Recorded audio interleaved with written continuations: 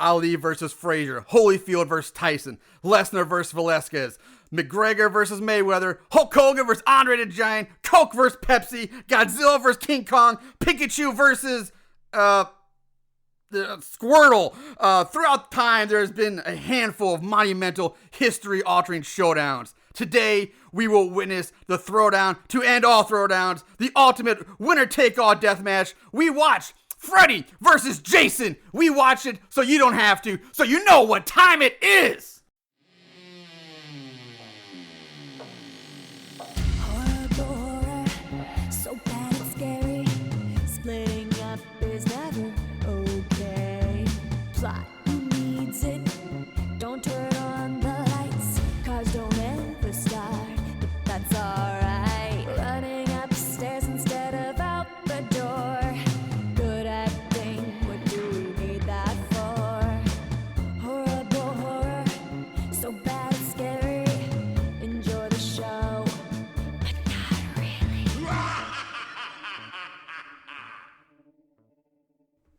What's up, Moon Goons? Welcome to Horrible Horror, the podcast where we watch the worst of the worst in horror movies. Movies so bad they're scary. I'm your host, Mr. Marshall Hampton.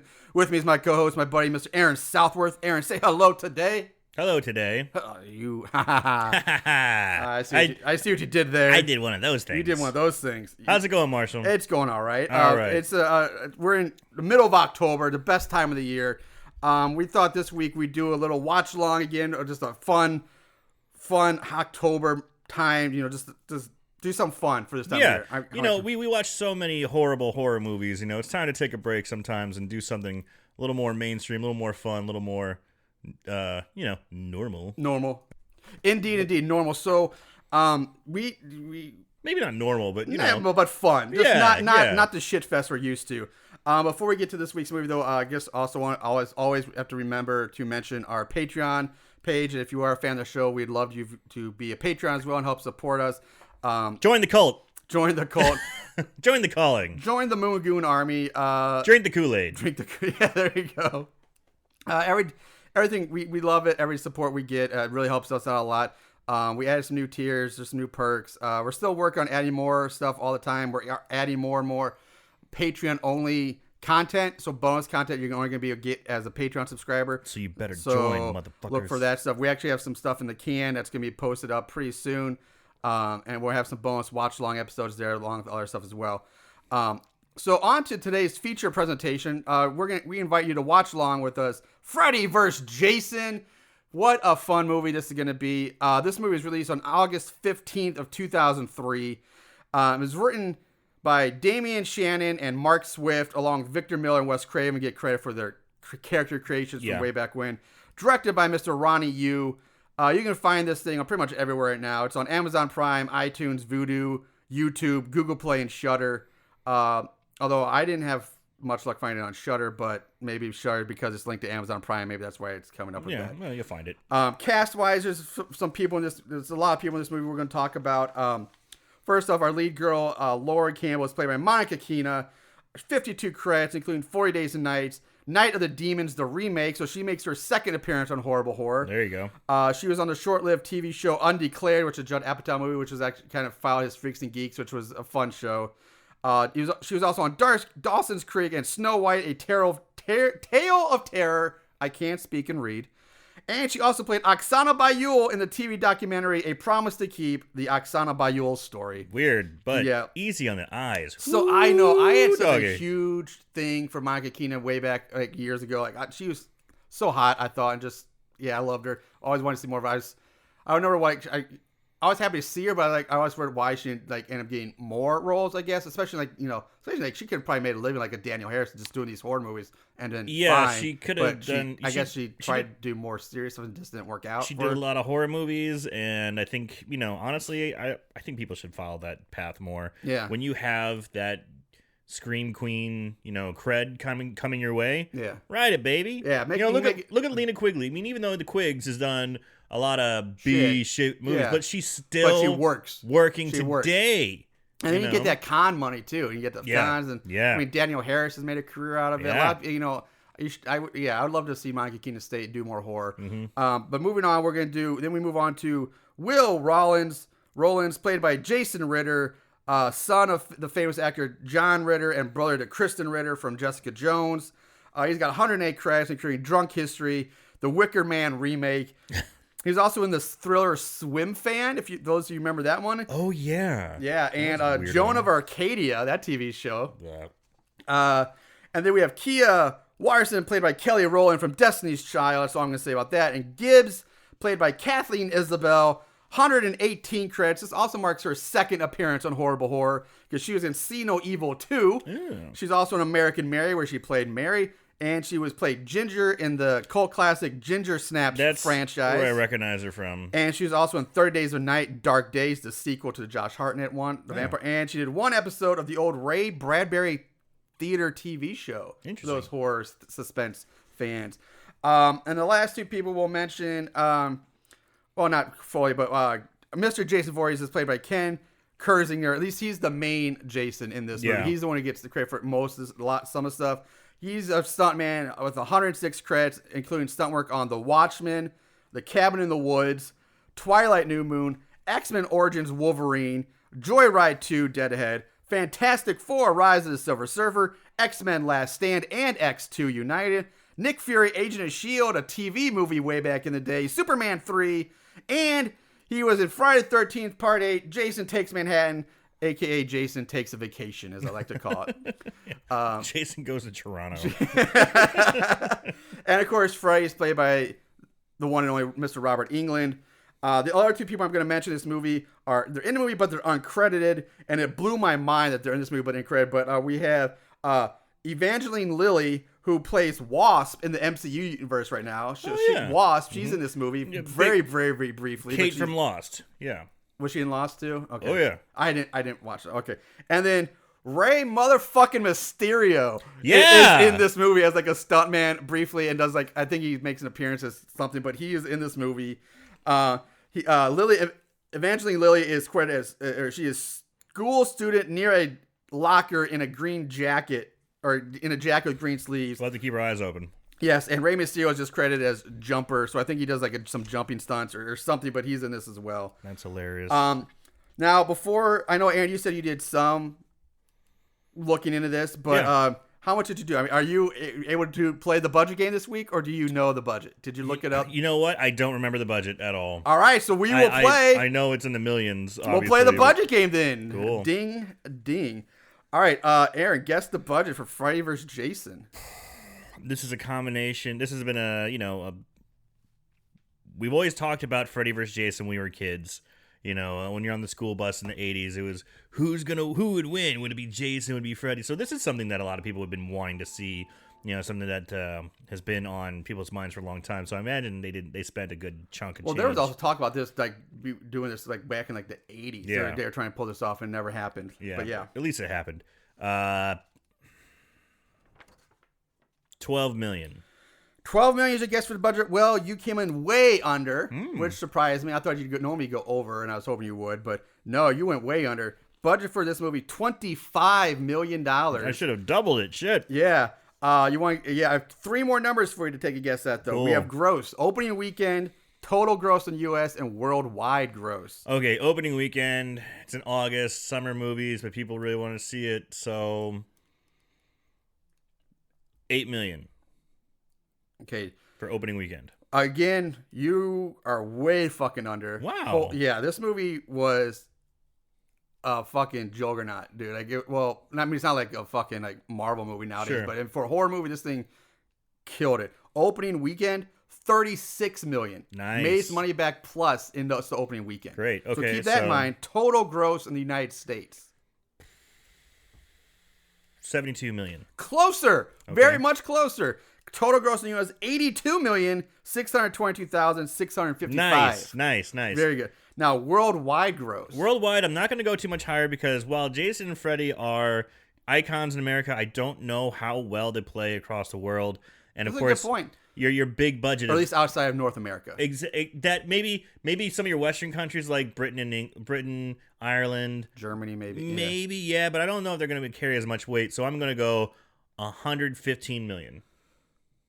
Dude, you got the win on that one. No shit. I'm giving it to you. Yeah, that you can't get much closer, dude. That's win both showcases close. All right, what we got? 114. 908,830. Oh, come on. That's like on the nose. Yeah, that's pretty much right there, dude. Congratulations on that. You got that one. I'll take that one. That. So nice.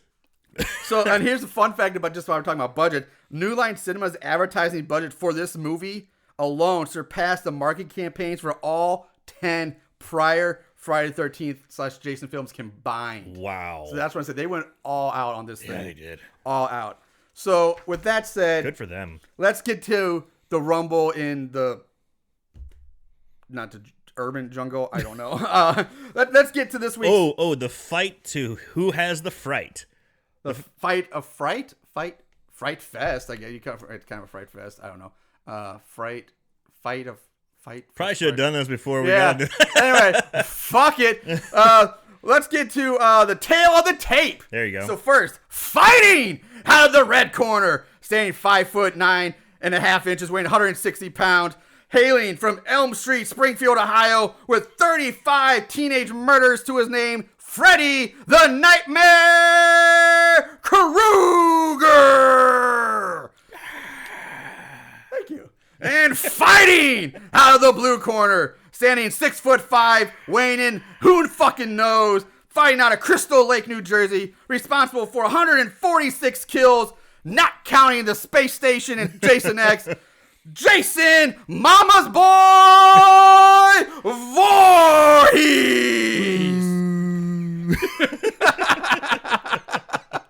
All right, so we are going to let's ring this fucking bell.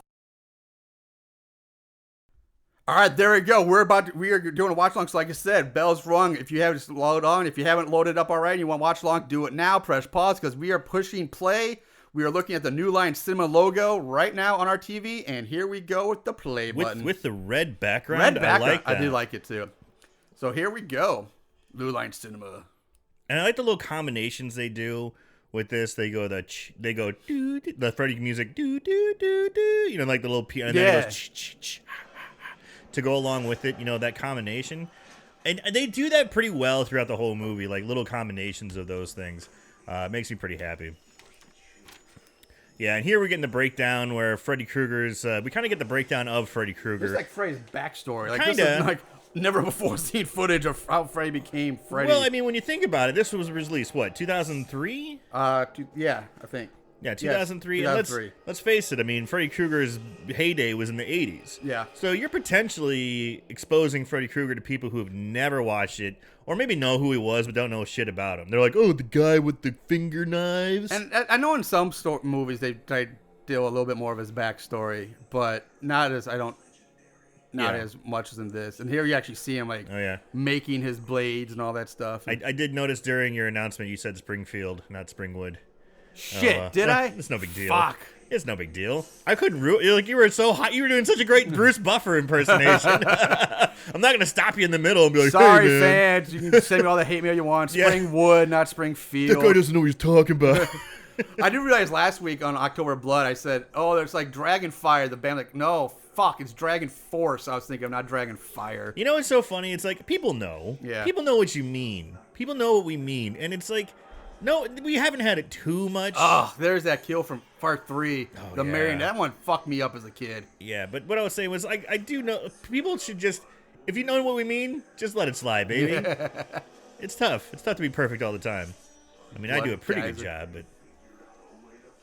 Yeah, so they're doing the playback of Freddy's kills throughout the movies, and it's great. His greatest hits. Yes. They're showing his greatest hits, and it's great to watch. And especially, again, if you are not someone who's been a Freddy fan or Freddy watcher or, a Nightmare on Elm Street person, seeing this makes you want to go back and watch the movie. It kind of does. Yeah. Because it's showing you the good stuff, but not all the shitty slapstick stuff that those later movies became near the end. Wow. I was thinking about that, like, Nightmare on Elm Street 1, so good. Scary. So good. Scary, like, the tone. And then, like, by the time you look at, like, 4 and 5, and it's like, what the fuck happened? Like, they went from, like, serious, scared to, like, Freddy's basically a fucking clown at some point. It's like, Jesus Christ. Kind of goofball. Like, they just gave up. Like, what more crazy shit can we do? It's like they became, like, Mortal Kombat characters and fatalities. Like, they just, like, threw shit at the wall. I was like, we just gave up. Like, what more can we throw out there? Right. Well, hi, titties. Nice to see you. Here we're getting we don't get the same treatment though for Jason Voorhees. We don't get the flashback of the kills. We get this made kill. This created kill, which I'm unhappy about. Yeah, shut your mouth. Hey, like I said, I don't hate it. That girl's body was great. I know. It's a pleasure to look at. Yeah. I'm not hating. I'm just making a notation. It's kind of weird to watch a naked woman do like swimming from above and see the awkwardness of her swimming technique.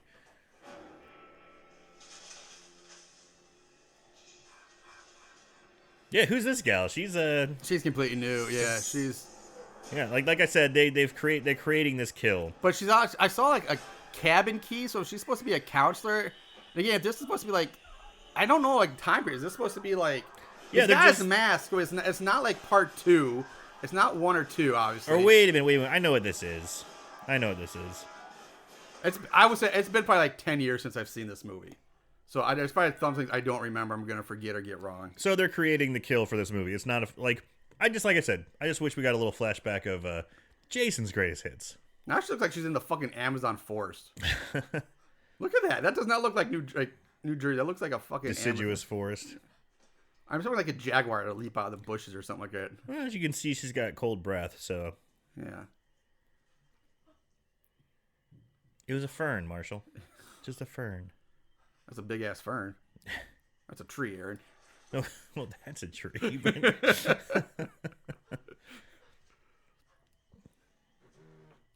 Oh.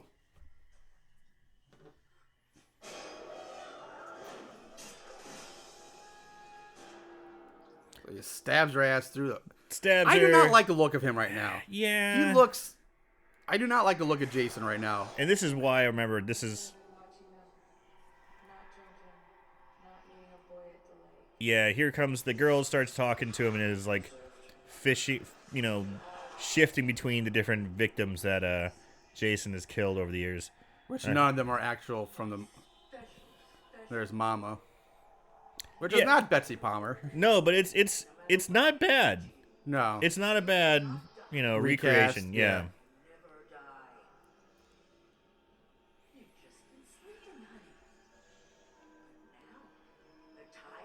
So I guess this is Jason's dream. Yeah, it's Freddy Krueger making Jason. He says he found Jason in hell. Because no one remembers Freddy Krueger. Let's talk about the premise real quick. And that's something I kind of liked about this was I don't mind the premise. The premise of this movie is that no one remembers Freddy Krueger, so no one's dreaming about him. He's lost his power. He doesn't scare kids in Springwood, Ohio, or anywhere else anymore. And so he can't exist if people don't know him and dream about him. So he's in hell. So he's like Tinkerbell? Kinda. Yeah. Clap if you don't believe. You have to show me like I guess so. Yeah. So he finds Jason in hell. And he's trying to get Jason to do kills for him to, inspired by, like, hoping that they'll start remembering Freddy Krueger, and Freddy will start to try and get in people's dreams while Jason's making the kills. They're going to think it's Freddy Krueger, bringing Freddy Krueger back into their minds. I agree. The premise, I think, was good, but I remember the first time I saw it, I was a little confused at first. Like, what the fuck is happening? And then like, oh, okay, now I get, but it does take a while to play out, like, to fully understand it. Mm-hmm. And all right, so we're back at Elm Street now at the Freddy house. Yeah, did you hear? So there were 17, I believe, 17 or 18 drafts of Freddy vs. Jason. I have a lot of trivia we're going to go through this movie. I think one of them, though, just off the top of my head, if we one of them was Freddy blames Jason for all these murders, and there's an actual court case? Yes. Where they're in court together. That sounds horrible. Yeah, okay, so, all right, it sounds so awesome and horrible at the same time. Yeah, let's see if I can find some. Okay, 17 scripts were submitted, which eventually turned into one script. The producers decided for some time to go ahead with this script, but changed their minds as they could not agree with the ideas proposed. Eventually, Damien Shannon and Mike Swift came in, created their own script, which the producers felt were much closer to the Freddy and Jason backstories. Most of their early scripts dealt with cults that were attempting to resurrect Freddy and Jason to come back to fight. Several early drafts of the script, 2 twists were considered that would have connected the past of Freddy Krueger and Jason Voorhees. One considered twist was that Freddy either raped or had consensual sex, a consensual sexual encounter with Jason's mother, and as a result had unwillingly fathered Jason. So Freddy would be Jason's father. Another twist considered was that Freddy had worked at Camp Crystal Lake in the past and either molested Jason as a child or somehow connected to his drowning. That's being a child murderer and potential sexual offender. Dude, that's horrible. Thus giving Jason motivation to track down and kill Freddy. Both ideas were eventually dropped. Thank they God. felt they were too contrived and too dark for the film. No shit. I have some other notes on the weird. There is a ton of weird ass script stuff. There's a ton. Okay, another one. Script called for the beginning of the film to take place in medieval times, while another called for the beginning to start out at Camp Crystal Lake with Jason getting arrested. Another script having been the film would take place on the eve of the millennium. Another early draft of script, Jason Voorhees has been captured and restrained by authorities. He would spend much of the time on trial for his countless murders. His defense lawyer would have been the lead character. That sounds so stupid, but also kind of awesome. Courtroom drama with Jason Voorhees. Friday the 13th, Law and Order, Crystal Lake. Dun dun. Yeah, you see him talking to Jason before the trial. It's like, no, put on your best suit. He's just staring at him. You want to look good. You don't want to look the juries in the eye. Yeah. Another earlier script had Freddy pee on the Holy Grail, a boxing scene, and a hockey scene. Freddy gets beamed by a satellite ray into the sun. At one point, Freddy would have to collect 13 dream demons to collect his powers. Alice, Jacob, and Tommy were also going to be the main characters in this. There was also supposed to be a wall constructed around Crystal Lake to keep people out, and other drafts had the camp being torn down at the end. So many of them. Yeah. Ugh.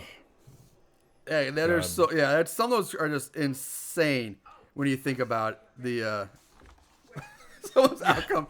Freddy getting beamed into the sun by a satellite. I still like the courtroom drama idea. Yeah, Law and Order, Crystal Lake, man. That one stuck out to me so much. It was so dumb. Ugh. All right, so back to the movie. Yeah, we kind of meet our main group of fodder. Yeah. Yeah. You know, and Ginger Snap Girl apparently loves the big dick action of her shithead boyfriend. He's like, I'm not going to ask you twice, babe. Let's go bone. Mm-hmm. So is this a perfect example of being a jerk to girls works? Yeah. Speaking of Betsy Palmer, she turned down the role because she thought the role was too small for her. Because I guess she was in such high demand. Yeah. And, are you fucking kidding me? What the fuck have you done since the first movie? I can't think of anything. Neither can I. No. And the only thing I can think of is that, okay, by now maybe she's 80, 90. Who knows how fucking she's okay, it's not worth my time in my old age to get out there in my health. Fair enough. That's the only thing I could think of to give her a benefit of the doubt. But otherwise, what the fuck, Betsy Palmer? Yeah, she's like, look, to get my old ass off of my lift chair, yeah, you gotta pay me more, and you gotta have a bigger role.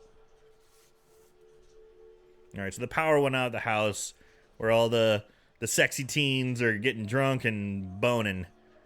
And, I don't know, what's this numbnut's name? Who knows? The boyfriend or the guy who's courting our main character, yeah, Monica I don't know her Keena. fucking name. Yeah, who is not a boyfriend, but is just some chode who is trying to get in her pants. Chronologically, this film is supposed to be set after the events of Freddy's Dead, The Final Nightmare, released in 91, and Jason Goes to Hell, 93, but before Jason X, which was released before this movie because this one was in development hell for so long.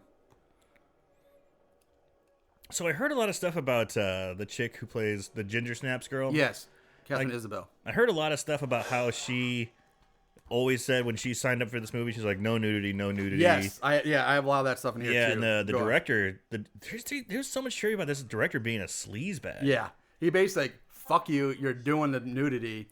So she's like, it's a boob double. Yeah, she got stunt boobs. So it's not her real boobs when we see hers here in the shower when she just walked in the shower because after she got done boning, she's got to wash that stank off. Yeah.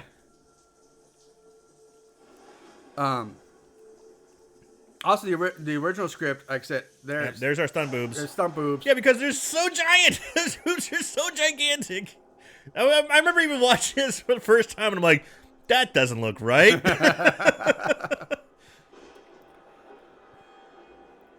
So, there's Jason.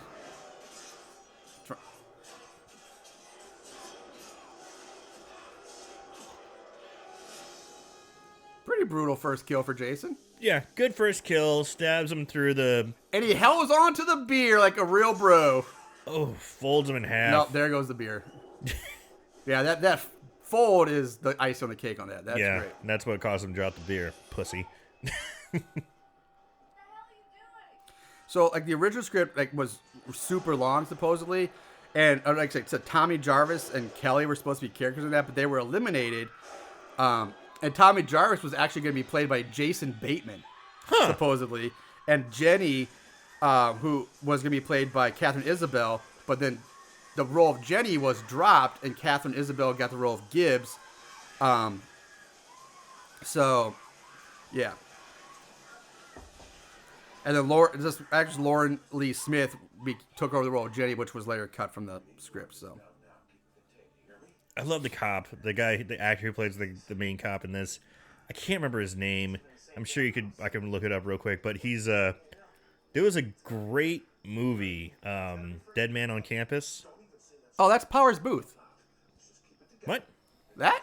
No. That guy right there. No. No, that's not who I'm talking about. I'm talking about the cop who helps him out later, break into the mental institution or the wherever. Oh, dude, it's been so I don't remember. I thought that's no, not Powers Booth, but the cop is like, hey, I'm a young guy. I'm kind of cool and hip too. he's not from Elm Street. He's not from Springwood. That guy right there. Oh yeah. Dead Man on Campus. Yeah. Do you remember him? Yeah, I do. He's also the father of Betty in Riverdale. I haven't started watching that yet. I hear it's supposed to be good though. It's not bad. My wife likes I it. forget who. Yeah, I forget his name, but yeah, he's in. I think he might have been in a Road Trip too. I don't remember, but yeah. Yeah, but he was a Dead Man on Campus. He played the crazy frat boy who they want to try to kill so they could get. If you haven't seen Dead Man on Campus, that's a fun one. That's a fun, good college movie. Yeah, that was a pretty. I remember that movie. Yeah. I'm Zach Morris is in it. Yeah. Yes, Zach Morris.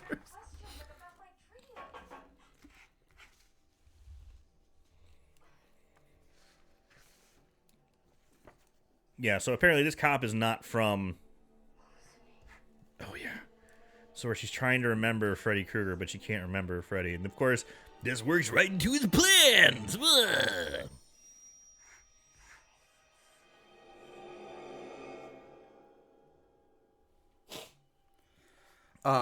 Another quick note, because in that opening scene where you see Gibbs, Catherine Isabel, she's wearing that red baseball cap in a lot of this movie. Yeah. Suppose that's supposed to be a reference to the 1976 movie Carrie, where the actress PJ Soles always wears a red baseball cap, and Catherine Isabel appeared in the Carrie remake in 2002.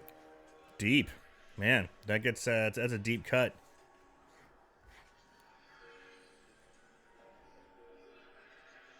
Yeah, that outfit that she's wearing, though, like the rugby shirt and the hat and she's smoking cigarettes and chugging beers. She's a total bro. Yeah. And I knew girls like that in high school and college, and they weren't that fit. No. Let me tell you. No. Because they drank like a fish and partied. And were like, let's go to Taco Bell run. Those girls were a lot of fun and cool to hang out with, but they also weighed like 200 pounds, which is fine, but they didn't have, that banging of a butt. They were often girls on the rugby team.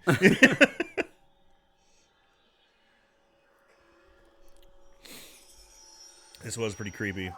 The little girl with her eyes cut out. Yeah, I also like the when they just walking down the hallway a few minutes ago, when the kids on the wanted poster all turn to look at her. Yeah. They do a pretty good job of creating the nightmare scenes being pretty spooky.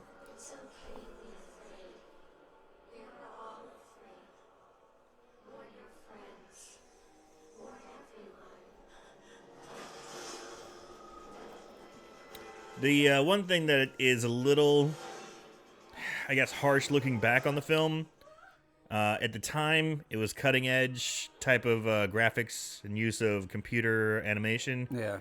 it's a little. It didn't date well. Yeah. You know, like the computer graphics that they use. I mean, they do make use of practical effects, and you notice that, but at the same time, there's a lot of computer graphics. So, did they explain why, or I just forgot they haven't done it yet, but if Monica Keena is supposed, or whatever her fucking name is, what's her character? Who cares? Yeah, Monica Keena. Lori. Like, why she's trying to remember Freddy? Or, like, what's this about? Like, what's her backstory here? Or she just, I don't understand. I don't remember. Well, they were talking about, you know, obviously the house, it's the same house. It is the house. Oh, she lives in Freddy's house now. Yeah, okay. or the house where Nancy had the original murders. Yeah, Yeah. it was Nancy's house. Nancy's house, yeah. So, you know, she's like, I've heard about this. I heard a murder happened just like this in this house. Who was the guy who did it? Who was it? And then she went, Freddy. Okay. You know, yeah. So she's remembering now. Or I didn't know if she actually lived in the house, or they were she was dreaming about the house, like in that scene there where they showed the original house. And speaking of original, like the lake at Camp Crystal Lake, where they later in this movie where they get to it, that was being used. It was the same lake they used for the final scenes of X-Men 2, X-Men United. Oh yeah, when they're in, and they were filming at the same time. So get out of here, Wolverine. The two casts even like they stayed together in the same hotel because they were filming at the same location. Oh, that's fun. Yeah, so Hugh Jackman and probably Robert Englund and Ken Kaiser probably all Dream hanging beers. out. Yeah, that would have been a fun bar to be at with all those guys there. Oh, probably not. Especially Hugh Jackman. He's like, I can't drink beer. I'm on a diet. I got to eat, 50 pounds of chicken and do deadlifts all day. Well, yeah, for fucking. Well, who plays for? He got shredded for that Wolverine role. God damn, yes he did. Because you see him in X-Men 1, and he's fit. He's in good shape, but not near like you see him in X-Men 2 or Jesus fucking Christ. Yeah. This guy's got veins. Even like Logan, man, I tell you, still fucking ripped. Yeah, so Freddy's like, not strong enough. I can't come back. He's starting to infiltrate people's dreams. But this is great. I love this scene. So the kid wakes up on his porch and he looks over, his dad still there, looking dumbfounded. Oh, his head just falls off. Holy shit. I didn't remember that. And there's Jason, who is now 20 feet tall. Yeah. Well, speaking of that, Ken Kersinger, who is 6 feet 5 inches tall. He is the tallest actor to date to play Jason. So there you go. And they probably put like lifts in his shoes too and make him like 6'7". So now we're at a mental hospital with some dude. Yeah, and again, I'm sure frequent listeners of the show know I worked in a mental hospital for 3 years. This type of behavior is pretty common, line up for your medications. That happens. But the way this guy, the guy who, I love how the name of the letters for the news station were K-R-G, yes, Kruger. Yes, little things like that I love. But anyway, the guy who's working the mental institution is just such a fucking dick. Like, over-the-top dick. He's like, guess what? I'm going to shoot your ass up full of dope and knock you out. He's just such an asshole. Yeah, well, that's where we get introduced to Jason Ritter's character. R.I.P. John Ritter. And Jason Ritter, too, I think. Is he dead? I thought I saw something about he might be dead, too. Oh, following in Dad's footsteps? Doing? I don't know, but I thought I saw something about doing pounds of cocaine? But speaking of Ken Kaisinger and all that, and taking over as Jason, Kane Hodder was actually he was like, hey, I'll come back and do my do the part. Of course he was. Kane Hodder wants to do every role. Yeah, but he was they shot him down. New Line Cinema turned him down because they wanted Jason to be taller and larger, so they create more of a David vs. Goliath visual imagery with Jason and Freddy. And they just felt Kane Hodder was too short and bulky to be Jason. He wasn't big enough at the time. That sucks. That does suck. I mean, I think the Jason in this is just a little too tall. He's too big. I don't know if it's the height doesn't bother me. It's just I don't know if it's like his head and mask are too tall and skinny. Yes, that's the problem. Like the body doesn't bother, but his head looks so ovalish. It's not like rounded. When you talk you say, we don't want Jason to be that bulky. Fuck you. Jason should be a bulky, strong killing machine. Like, I mean, granted, yes, tall people, like, tall is good. I'm okay with tall, but like, he's got a skinnier neck. He's got skinnier frame. I mean, I'm sure he's still a big dude, but Jason Voorhees, Kane Hodder, that's my faves.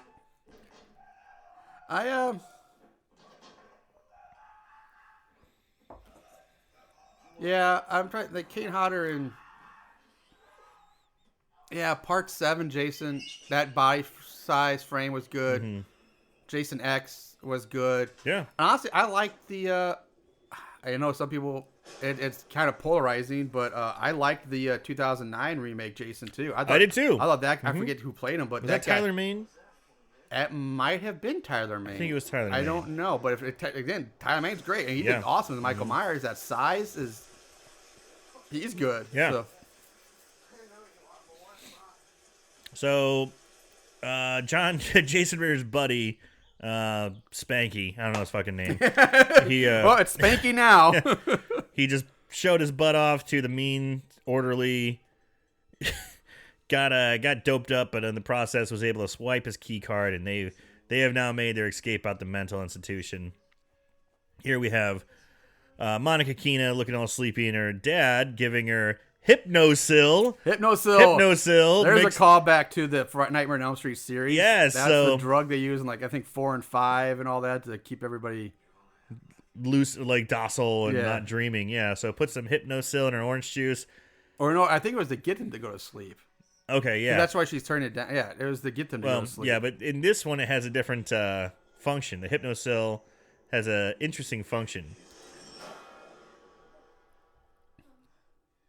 Which I just wish to God there was better communication between the father and the daughter. Like, hey, look, you're having creepy-ass dreams. This will take your dreams away. Just trust me on this. Yeah. I'm a fucking doctor. Oh, here, you answered. And a horrible father. Let's answer my own question right here. The Nancy Thompson house is the house where also Jesse Walsh lived in, supposedly, in number 2 as well. And Lori Campbell now. So there's that.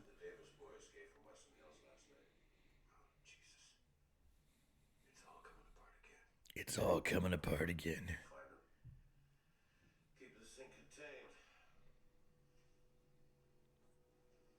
Oh, you already cut.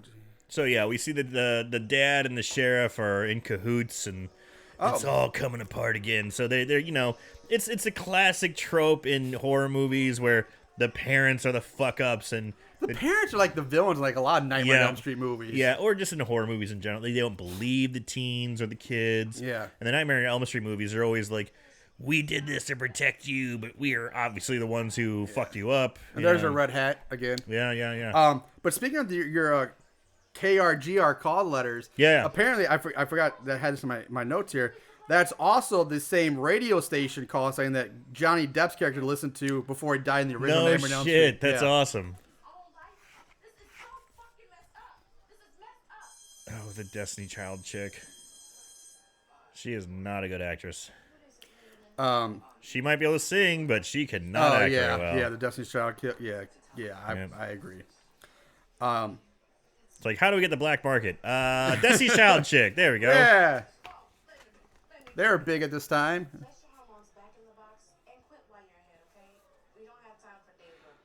Speaking of Catherine Isabel, apparently Robert Englund was excited about her casting because he was apparently a big fan of the Ginger Snaps. Ginger Snaps, yeah. So Robert Englund's a fan.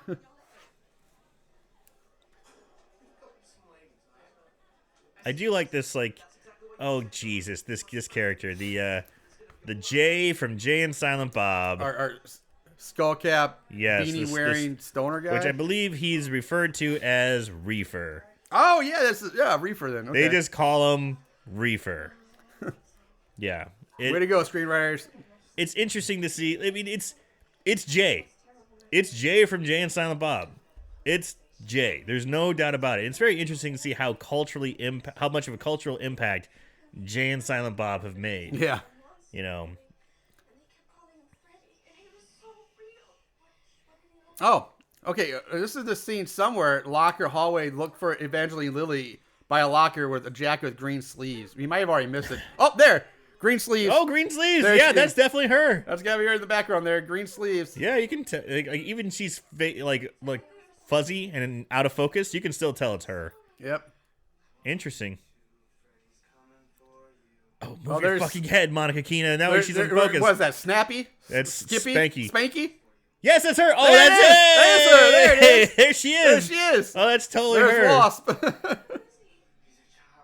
Interesting. Kate from Lost is in. Wasp from MCU. Kate from Lost. Wasp from MCU. Kate from Lost, Wasp. motherfucker. Wasp all the way. Oh. I don't know. I never got into Wasp, man. Never just didn't. I tried. I got like This is one of the biggest shows I of know. the decade. I got yeah. like 2.5 seasons in. I was like, It ended like a piece of shit, though. Just like any. I swear, you should just stop after 5 seasons of anything. Every monumental show is everybody's gonna complain about the ending because the show was so Lost, Sopranos, Game of Thrones. Nobody's ever gonna be happy with the endings because they're ending. Period. You gotta quit when you're ahead. That's the problem. You know. Hey, what are your kids doing? Oh.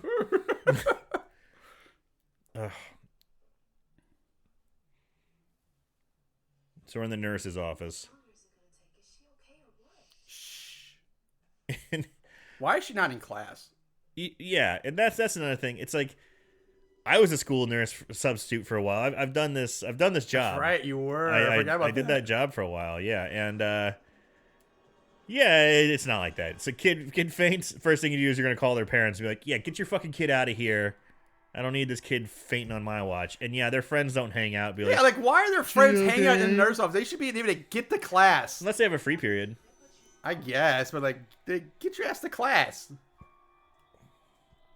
Here we have Destiny's Child looking through the Titties. Why are there titties? That magazine would not be allowed in a school. I'm sorry. it's she's looking through a magazine about Like it's like a Vogue plastic surgery mat or something like that. I do like that. the Freddy nose pops flip. up, rips her nose off because she's talking about getting a nose job. Yeah. And I don't know why. Her nose is perfectly fine. Yeah.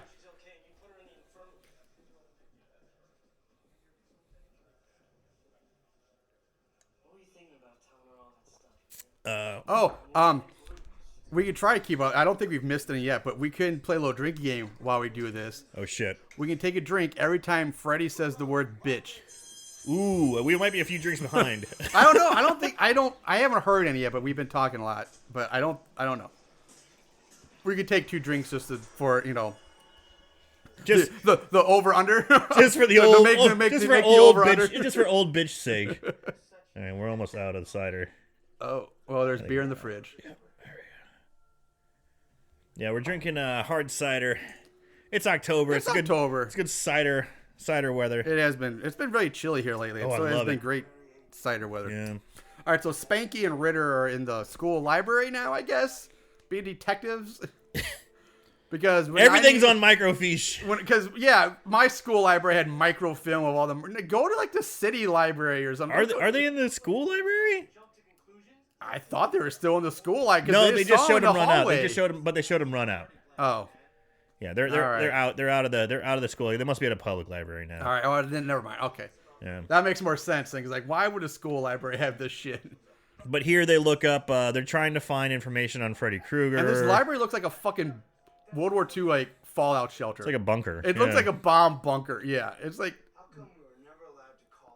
Yeah, so they're kind of finding out why Freddy Krueger's been erased from the archives. Why can't we remember anything? You know, these 2 kids are in the hospital. Oh, look at that sweet van art. But again, maybe I'm confused and we missed them. It's been a long time, so for fill in my blanks, I'm wrong. I get kind of Monica. Okay, she lives in the house, whatever. But why the fuck are these guys freaking about Freddy? Is he like? What's the history with Freddy? It's not like they're from previous movies. No, it's not. And this is part of the problem is that they're kind of just continuing with the lore unseen in the actual movie. So Spanky's brother killed, said who's found in his tub with his wrist slit, and you find out that it was Krueger that killed him. And he knew something about it. He was starting to learn that it was Freddy. Then you also find out that Jason Ritter, he saw he witnessed a murder that Freddy was killing some gal, but he thought it was his girlfriend's dad. And so they're starting to get these two started to remember Freddy Krueger, or Freddy Krueger is about to be remembered. Then they get put into the mental institution, given hypnosills so they don't dream, and ergo making Freddy Krueger go away because no one remembers him. But now they got out and they're on the run and trying to remember where they were. All right. Hence giving more energy back to Freddy Krueger. Right. Again, see, that's what I'm saying. So, like, the premise is cool, but there's something like I said, this part where it's like, what the fuck's going on? Yeah, it's a little sloppy. I wish they would have. Now we're in the rave. Rave in the cornfield. This is where they go to the rave scene. They're all waving around glow sticks that aren't glowing. Yeah, like they're glow sticks that are past their prime.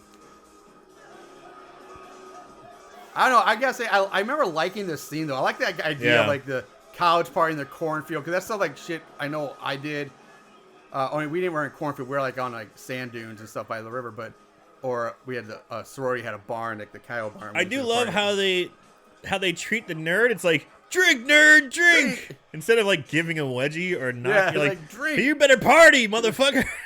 But I always remember this scene because this is like one of the first like massacre scenes, like Jason shows up. So this is pretty famous scene in Freddy Vs Jason is the cornfield rave scene.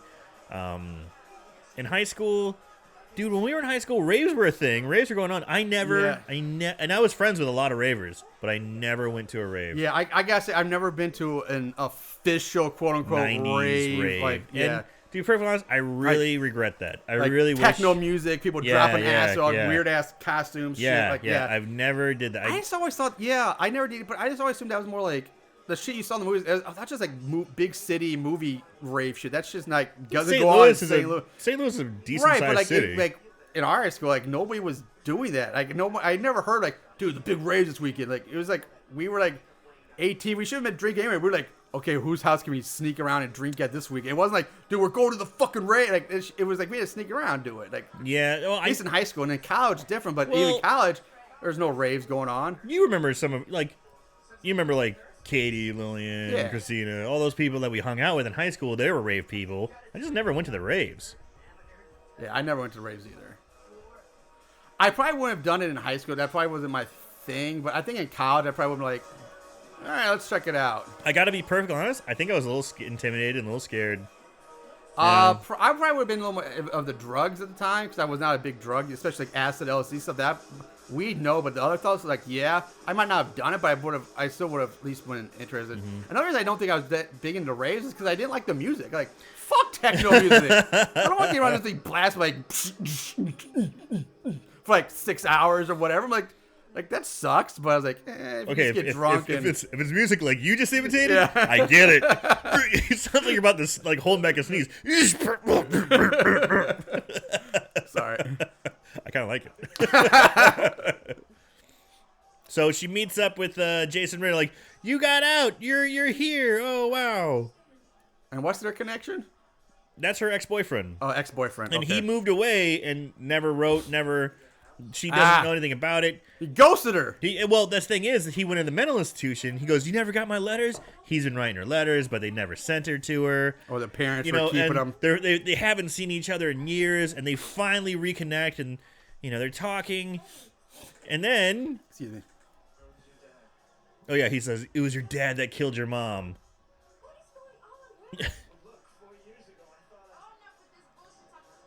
Yeah. Hey, guys. You just now... Fuck it. Drink a beer and just go rave. You haven't seen each other in 4 years. You're finding all this information about how they've been withholding your records. I love this dude right there. The guy covered in like glow sticks, long like duster jacket, and just like plaster. Glow sticks. A douchebag. But it's like, we haven't seen you in so long. Oh my god, we're connecting. Oh, there's so much that can be answered. Hey guys, fuck that. Let's dance. Let's dance. And they're like, okay. Have a beer and dance. All right, that's where we see Ginger Snaps goes out in the cornfield, and she sees the dead body of her boyfriend going, come on, let's fuck in the woods. Don't make me ask twice. But you could clearly see his head was being held up by an arm. Like there's no surprise that you could clearly see it was a severed head. But I do like how she's like, okay, I'll go fuck it. Like, she's not tripping on ass or anything like this time. She just got a beer in her hand, but you could clearly see somebody standing behind holding up a severed head. Like, they did a shitty job of masking that one. And she falls for it and goes off.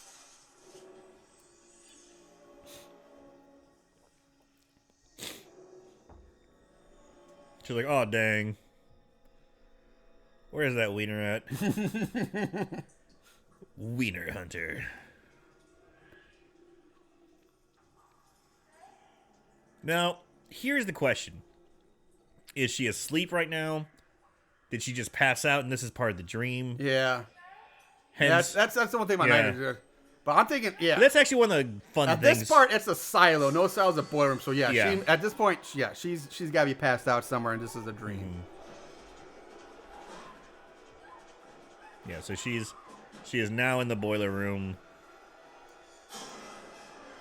Oh, the old face with now we cut to her passed out in the cornfield. With much smaller titties than we saw in the shower. You're right. And then your favorite raver. There's Mr. Raver. He's like, oh, I'm going to rape me some bitches right now. What a fucking scumbag. And that's another reason why raves are shit. No, why I was always terrified of going to raves. I didn't want to get raped I didn't want to by a man wearing glow sticks. A man with the glow stick earrings. Platinum blonde hair and glow stick earrings. Oh, what a douchebag. Oh, it's so funny.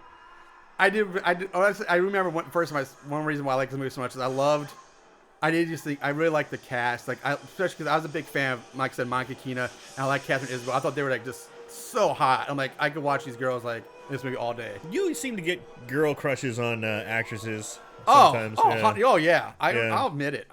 Yeah, wholeheartedly. I just watched I was watching another horror movie, and there was a girl, and I was like, holy fuck, this girl's insane. Oh, I know. I'm not going to spoil it because I think we're going to be doing it coming up, so I want to keep it on the down low. But hopefully we'll be talking about this girl again. But I was like, holy fuck, I want to see her in some more movies.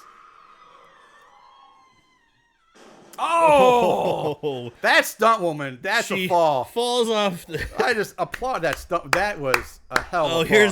Here's. Oh, I'm going to lick your neck. Here's a glow stick rape man. Glow stick raper.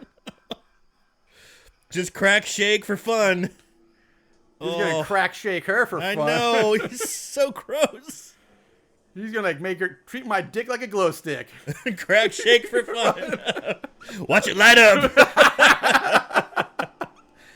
Oh. All right, so Ginger Snaps is trying to hide in the locker. Does that ever really work? Good. Obviously, it didn't work in Hello, Mary Lou. No, Night it did 2. not. No. Kaboom! Wop, lop, loo, bop. Bop, and boom. I think that was our unanimous favorite kill. Oh, it was a great kill. It was a great kill.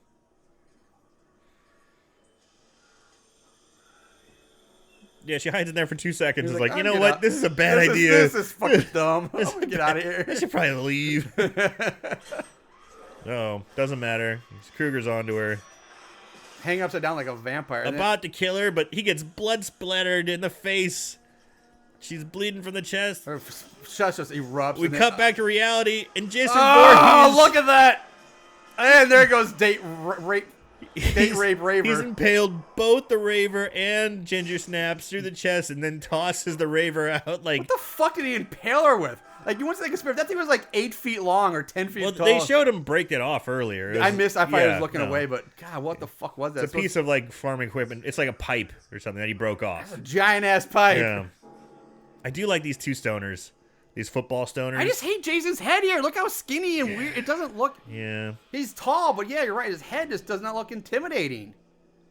And maybe it's the mask too. The mask is too rounded. I don't know. Plus, I do like this guy.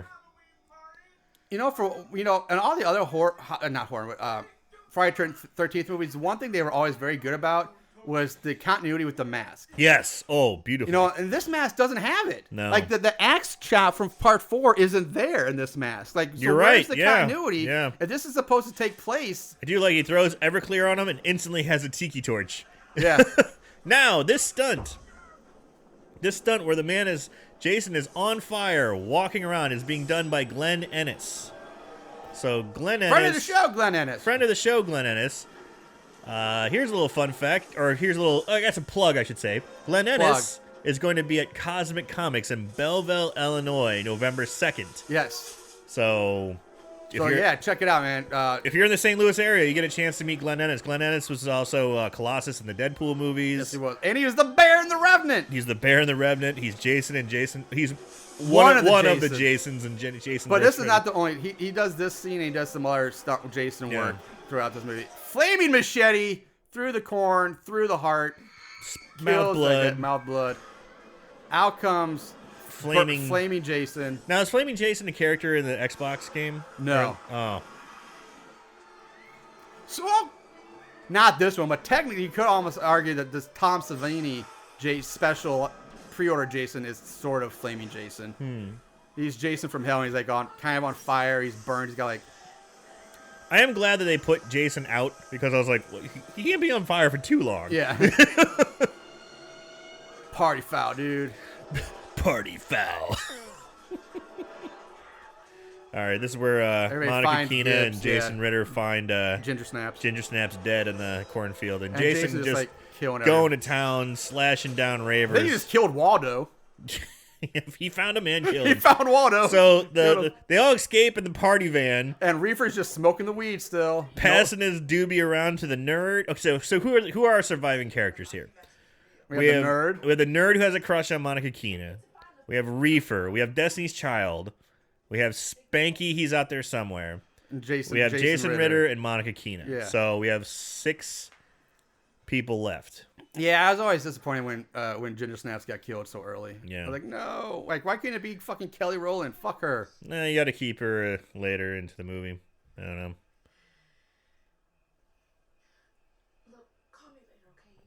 And again, they're like, no cops, no cops. I know. I know. I was about to say, like, why aren't they like? We just saw like a massacre by Jason Voorhees, and like nobody goes to the cops. Are you kidding me? No, I can kind of understand for the Jason Ritter character because he just escaped a mental institution, but that doesn't mean everyone else can't go to the cops. Yeah, like okay, just he doesn't have to go to the cops, but everybody else in that van should be like, we're going to cops. You just stay in the van. Right. You know, like don't go in. But also the fact that apparently nobody else at that rave called the cops. Like all those hundreds of people. Like apparently nobody ever calls. None of them. A ton of people escaping. Yeah, you know, not all of them died. So there's like at least probably a good 80 people, 90 people that get out of there. None of them call the cops either. All right, you got to keep this party going because I got to pee. All right, well we'll just take a quick break here. We'll hit pause and we'll come back in a moment.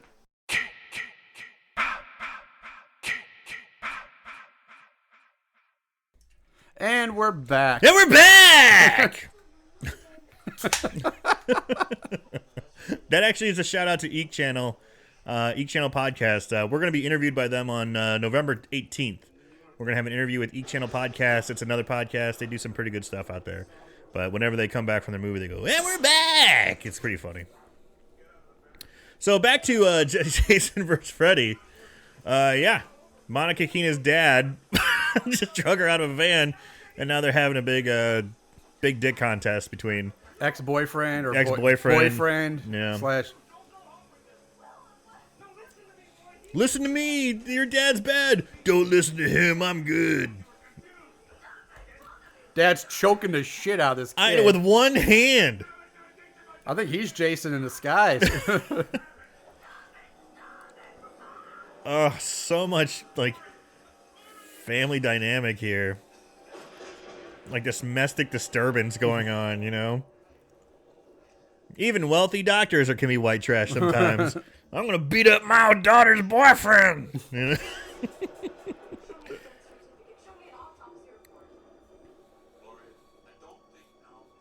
Oh, yeah, so Monica Keena's like, hey, what happened to my mom? What I want to see the autopsy report. I don't believe you. He's telling me mom was killed by you. And now he's like, yeah, I guess I worked there. Yeah, I guess I locked your boyfriend up for 4 years. Yeah, I'm a little shady. Here, take these pills. Which is what he's going to do in a minute here. Of course, he gets all creepy. He's like, starts talking like this. Get some rest. Take these pills. Yeah, they're fine. Yeah, way to be trustworthy, Dad.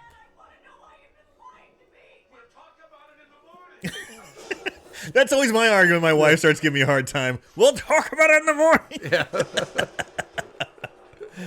Oh, that shit isn't going to work on a teenager. So mine does the old teenager run to the room and lock the door thing.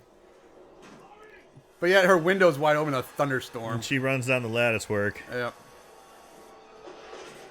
I do love watching those boobies in this white. Oh, I gotta say, Monica Keena's got two good things working for her, and it's those titties. That's what I get. Like, how was she not like a bigger horror movie star?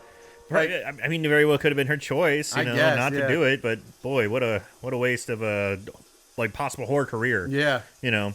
I mean, yes, we oogle at her boobs, but honestly, she's pretty decent. She's a good, great looking. She's a good final girl kind of thing. I mean, just looks aside, but I'm just saying, you know, she's not bad. Yeah, she's not a bad horror actress. She's not a terrible actress. I mean, let's say she's a good horror actress. Yeah, you know. And Jason Ritter's kid, or John Ritter's kid, Jason, picks her back up, and now they're in the fucking party van. So that Hypnosil, like Weston, they go to Weston Hills, which is the insane asylum in this movie, to look for the drug Hypnosil, get more Hypnosil. And it was first discovered that that Neil Gordon, the character Neil Gordon, played by Craig Wassoon, discovered was being taken by Nancy Thompson when they first met in Nightmare on Elm Street 3. And Nancy was also the one who suggested that Weston Hills prescribe Hypnosil to the patients in number 3 as well. Gotcha. So which again takes place in a mental hospital. I wonder if it's the same one. Honestly, it'd be kind of cool. It'd be kind of cool if it was. Probably is. We're just not paying attention. Yeah. I have to go back number 3 and find that out. So Spanky. Back to Spanky. Spanky's having a dream. Kind of hears creepy noises coming from the bathroom. Yeah, this actor didn't do too bad of a job. I kind of like the actor than like his portrayal, but he's such a throwaway character. Yeah. You know? Wake aid. Yeah, he needs to try and stay awake. That sounds like a millennial music festival. Wake aid. Wake aid. Woke aid. Woke. Woke Are you aid. woke? Woke aid. You gotta get woke, man. He sees Freddy in the reflection, and he drops his one Wake aid pill down the sink.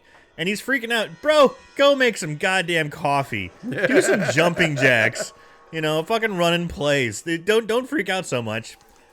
But apparently it was enough for him to freak out so much that he's starting to see his dead brother in the tub. Blood everywhere. So he's definitely dreaming.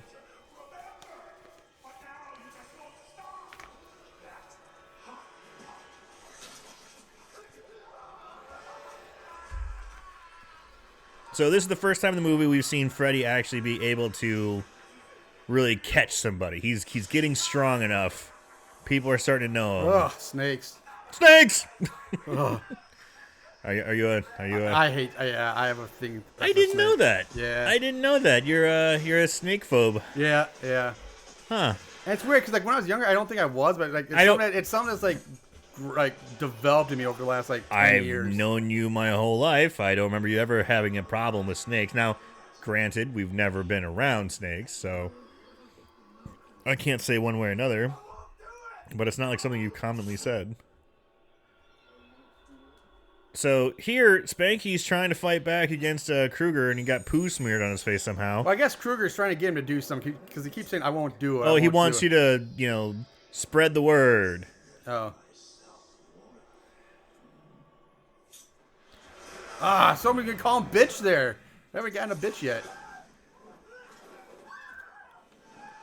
Spontaneous combustion. Yeah, so Spanky in reality is burst into flames, and in the dream world, Freddy set him on fire. He seems to be awake there. Yeah.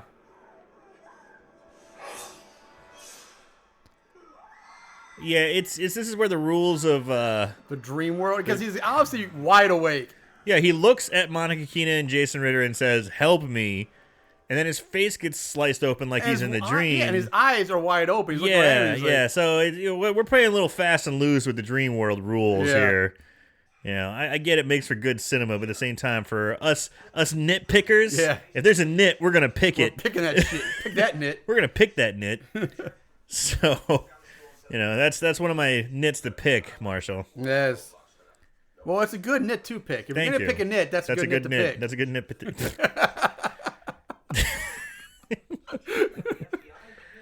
Okay, I drank a bunch of cider and now I'm on a Bud Light, so I'm getting a little loose in the lips here. All the days when you get smoke inside a building, cops just like Powers Booth's like, fuck it, I'm smoking a cigar. Fuck yeah. With all due respect, Sheriff, I think we have a copycat of the old Jason Voorhees. Actually, it might not be Powers Booth now that I'm looking at. No, never mind. That's not Powers Booth. What a great name, though. Yeah. Powers, but Booth. Like, it makes you think of, like, a powerful diner. Like, you're sitting in a booth at a diner. That's like, the Power Booth. Power Booth! When you have to have your business meeting at a diner, this is the Power Booth. Powers Booth. I always like when people point their cigar at people like it's a finger. Yeah. Yeah.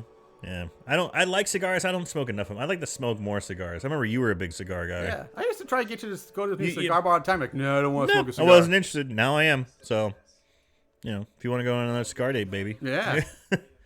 So we have our survivors at somewhere In somebody's basement, at the crash pad. which again looks like a bunker. Somebody has a graffiti Again, on the another wall. bunker. I'm guessing it's Reefer's bunker.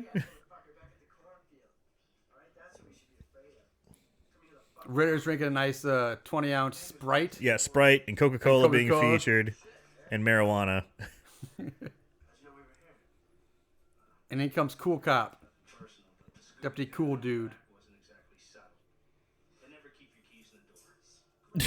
So he just broke and entered. Well, I guess he didn't break. He just entered. He just entered. So here is Dead Man on Campus cop Yep. coming by saying, "Hey, you kids, I believe you. Let's take down." I don't know why he's Southern all of a sudden. Yeah. Let's, I don't know, I was about to say the let's, same thing, let's like, what are you take doing? down Freddy Krueger and Jason Voorhees together. Returning from his grave to punish whoever returned to the camp. I think we're dealing with a copycat. Yeah, he thinks it's a copycat Jason Voorhees killer. I've seen anyone who's the real Jason. It's impossible. Here's a fun fact. Did you know that in the year 1983 is the only year in the 80s when a Nightmare on Elm Street or a Friday the 13th film or a sequel was not released? I did know that, Oh, look at you. but our listeners may not have. That's a fun fact. That is a fun fact. That is a fun fact. Also, fun fact, this police officer and these kids are having a great old time breaking down Jason Voorhees' history. Here's a funny thing about Jason Voorhees' history that may coincide with this movie. He's from New Jersey, right? Yeah. How did his fucking big ass get to Ohio? I know. That's another thing I think I was going to say. Like, that's another thing I don't understand in this Did he movie. Is like, hitchhike? here's my thing. And I don't know how they would justify this.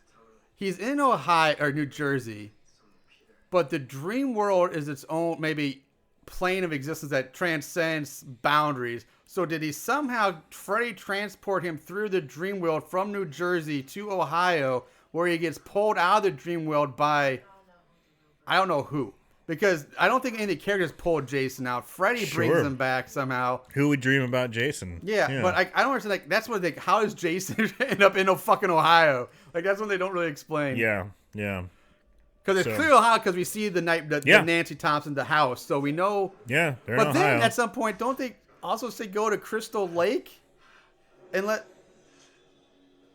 Oh, that's a good point. because the ending too. of this it ends at a lake. Like, it might not be the Crystal Lake, but do they drive? From I do like this part when she's dreaming and her dad tries to French her. Yeah, Oh, that's freaky.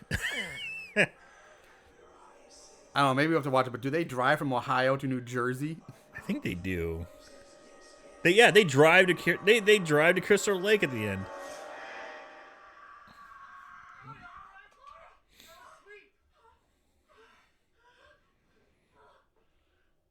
Oh, so we're the classic. You can pull Freddy out of the dream world if you grab onto him, but apparently he turns into maggots. Worms or Or maggots or his ears turn into maggots all of a sudden. gelatin? I don't know. Maggot jello. Anything is possible now. With the power of weed, man, anything's possible. Anything is possible. You just gotta dummy. open your mind. You ain't woke, bro.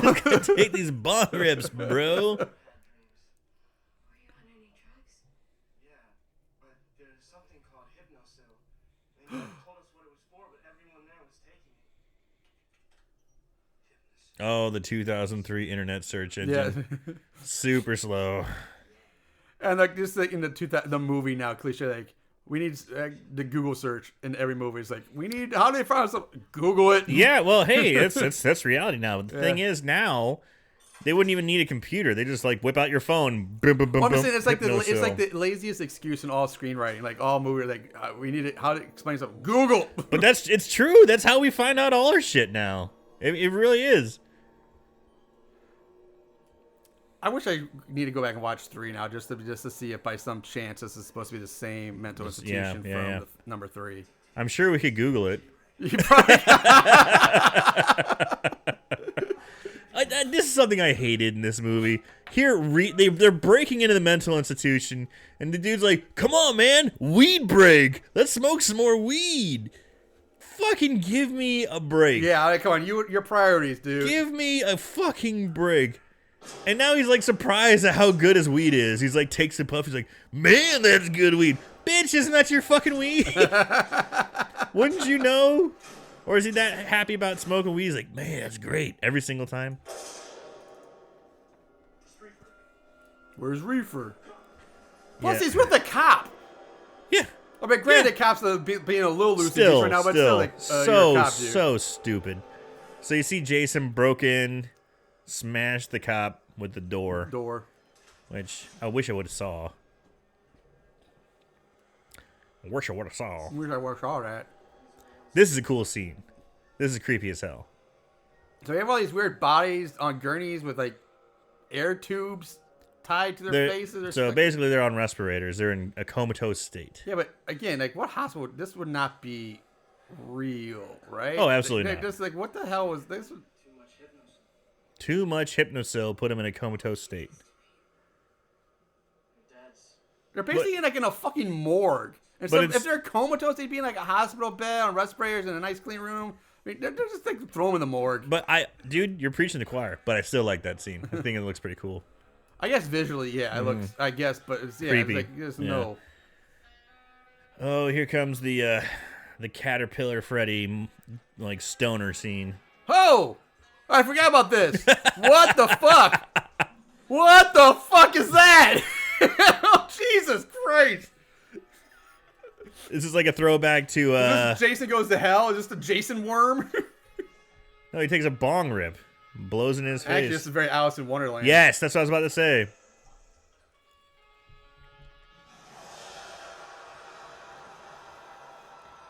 Whoa, dude. So he just Caterpillar Freddy takes a giant bong rip and blows it into Reaver's face. Shotguns him. And he's like, "Wait up, dude. Let's party." Again, bullshit weed shit. Like, I've never smoked weed and hallucinated a giant Freddy caterpillar doing bong rips. This is the scene I like, though. So Reefer goes into the room with all the people that were asleep, and they all have their eyes taped shut. And they're talking to him. They're trying to talk to him, and it's really creepy looking. The coma morgue. Yeah. One of them has blood-soaked eyes. It looks pretty good. So they've corrupted Reefer's mind, where he starts dumping the. He's. Oh, forgot about this. So. Oh! Bad, oh! What the fuck? Bad CGI Freddy worm jumps down Reefer's throat. Jesus Christ! And what the fuck? Is now possessing Reefer to dump the hypnosil down the drain. But now Jason just shows up and attacks cool cop and guy in security room. This is a lame-ass death right here. This is actually, yeah. So we have Jason getting electrocuted. I did like that finish. The finish is good. Jason's getting electrocuted when he hacked his machete into the security monitors, and he's getting electrocuted. He grabs the cop, which is also electrocuting him, which is kind of lame, but yeah. But I did like he smashed his face into the monitor. Makeup effect there was pretty good. The post, Yeah. the burns.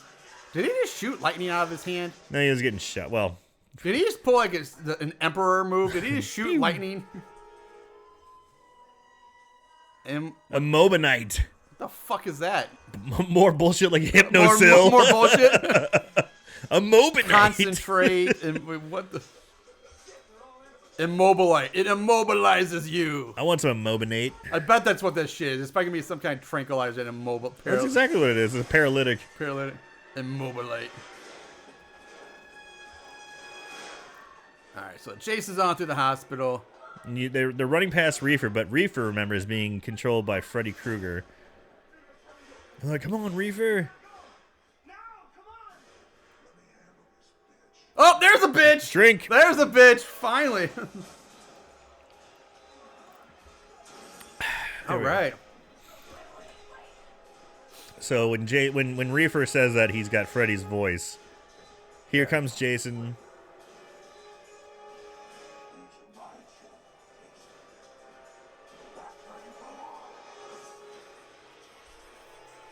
Stabs him with 2 syringes of the bullshit. Hypnotic, Immobilite. yeah, Immobilite. But that kills pretty good. That Slices kills, him in fucking half. Cuts him in half.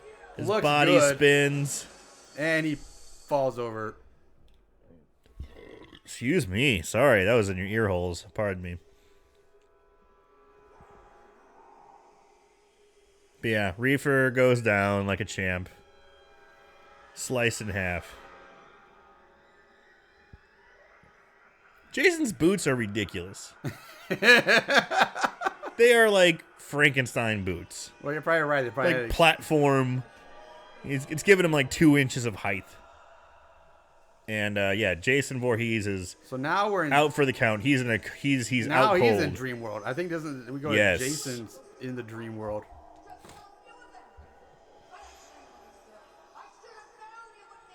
So Betsy Palmer, so Mama has 2 scenes now. Betsy Palmer's like, nope, too small for me. Or I've got 1 scene, but okay, now she's got 2. What the fuck was she expecting? A starring role? I think your first theory was about right. You know, it's going to take a lot for her to get out of her lift chair. So here, Freddy's confronting Jason, saying, "Hey, you know, I'm back. And he cuts off his fucking arm. The kids are scared of me again, so I'm gonna fucking kill you. I don't need you anymore." But then Jason starts fucking Freddy up, cuts off his arms. Just fucks him up. But since they're in the dream world, it really doesn't matter too much because Freddy grows his arms back. And gives him the jerk off Gives him motion? a jerk off motion? Sure, why not? And then we have a great fight scene between the two here. And you know what? I am pretty glad that they give us a few fights between Jason and Freddy before the finale. They give a few, they give us a...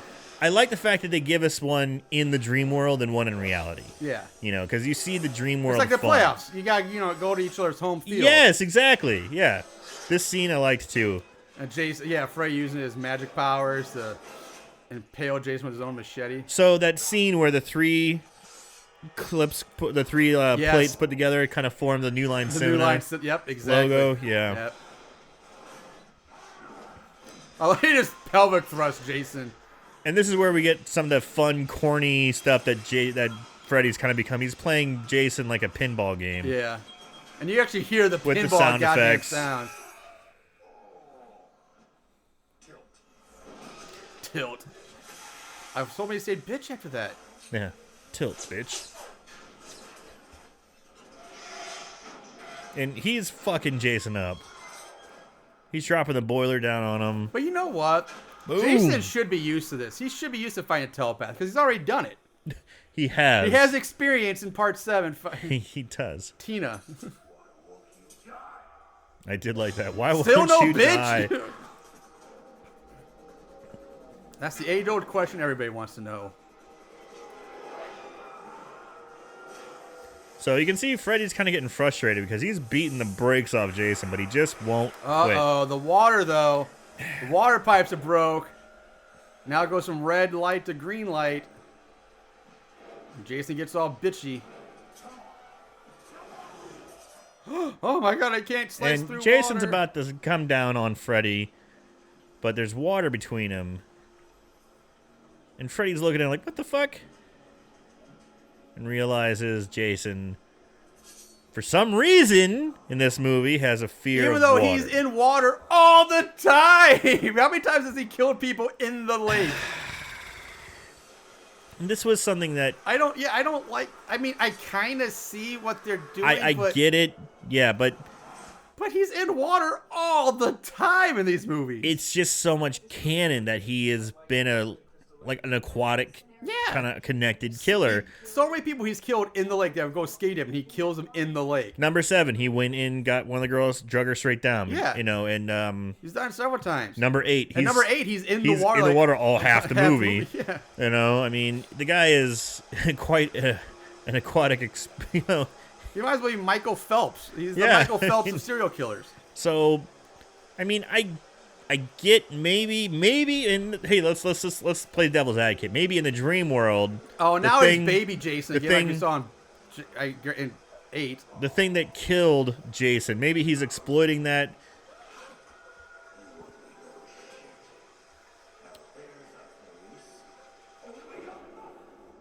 I do like that. Severed mommy's head. Yeah. And another fact, I know it's not canon, but both Friday the 13th video games, Jason's in the water all the time. Yeah. And I gotta say, I don't hate it, but at the same time, because I understand, I actually kind of like the Jason hates water and Freddy hates fire kind of thing going on. Yeah. But it's the dueling elements. Yeah, it's just tough to get into considering how much we've seen Jason Voorhees in the water. Yeah, exactly. Yeah. I get it too. Yeah, like even here, there he is. They're showing him going back to his little hut. He's walking through water. His little hidey hut. It's like a small island. Yeah, he's upgraded from the shack in number 2 to now he's got his own little island. He's got his own private island. Much nicer too. He's got that real bed, real walls, not just a wooden run. Yeah, he's got doors. He's got a closet that he keeps his floating corpses in. Floating corpses, yeah. Was that a tit? Did we just see a tit? It was a tit. Okay. We got a titty. We got titty. Titty alert. Titty is spotted.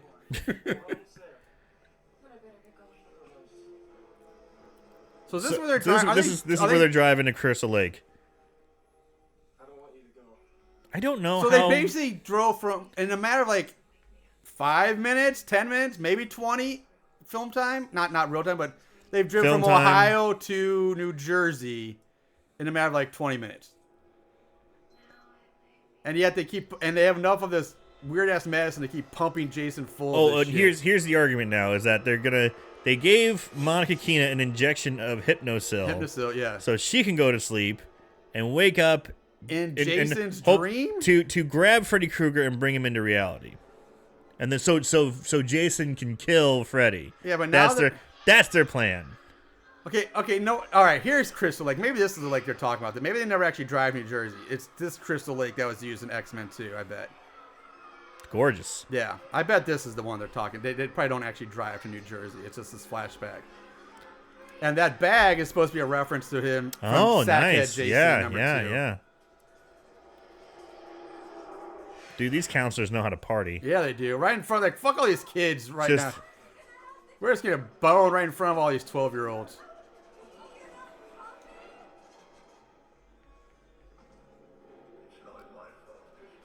I do like There's some how more it titties. cuts to Freddy being the one that bangs her and he makes the dead body wave.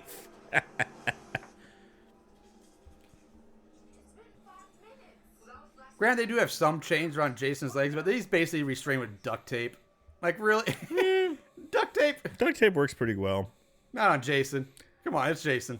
It's true. I'd want something a little more You hefty. better get some more of those fucking chains. I do like seeing the way that Jason Voorhees died. I wish he was a little further away from the dock, but Yeah, I mean, easily you could just grab the dock right there. yeah. I mean, it's a dream reenactment, so Right. But still, it's kind of cool to see that he was being bullied and the kids pushed him in the water, and the counselors. I will say they kept the young Jason's deformed face. It's Very pretty, similar. Very consistent to what Yes. we saw in the Ari Lehman first one. Yes, they do a very good job. So now of doing Jason's that. like bleeding water out of his mask, which is fucking weird. Well, you know, in whenever Freddy kills somebody in their dreams, that something happens, something manifests. True. That's true. So they're kind of keeping with that.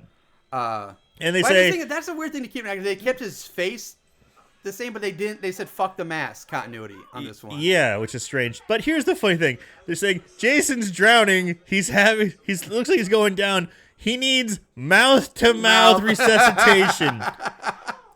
The undead zombie killing machine suddenly needs mouth-to-mouth. No, why don't they just like roll him onto his side? Right. Like, wouldn't that just roll him onto take the mask off his face and roll him onto his side? He's fine.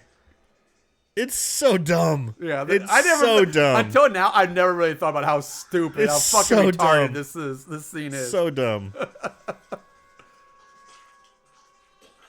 Roll him on his side, dummies. He's just puking up water. It's so much blue light it's too. Kind Makes of it hard to. I don't like the light in this scene at all. It's black. It's black light, baby. It's party van. Oh, and the van just went off the road, flipping, rolling, rumbling, bumbling, dumbling. Are you Chris Bergman? Yeah, that was my Chris Bergman. I hate that fucker, but yeah. I think you secretly like him. And there, Jason's went flying out the fucking. He's awake now. He is not happy. This is a great shot. Like a fucking dolphin. It comes leaping out of that water. That is an awesome shot. That is such a cool shot. Yeah. And he looks very demonic right there.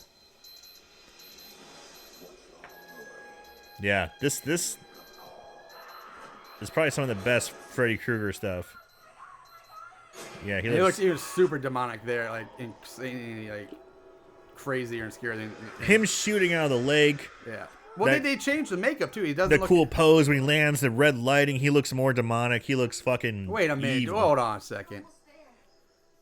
Crystal. They are driving to fucking Crystal Lake. Yeah, that's what we already established. I thought, okay.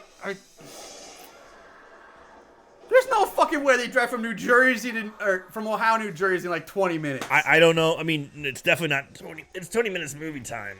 I'm kind of curious. No, it's only like 5 minutes movie time, but still, that's hours and hours.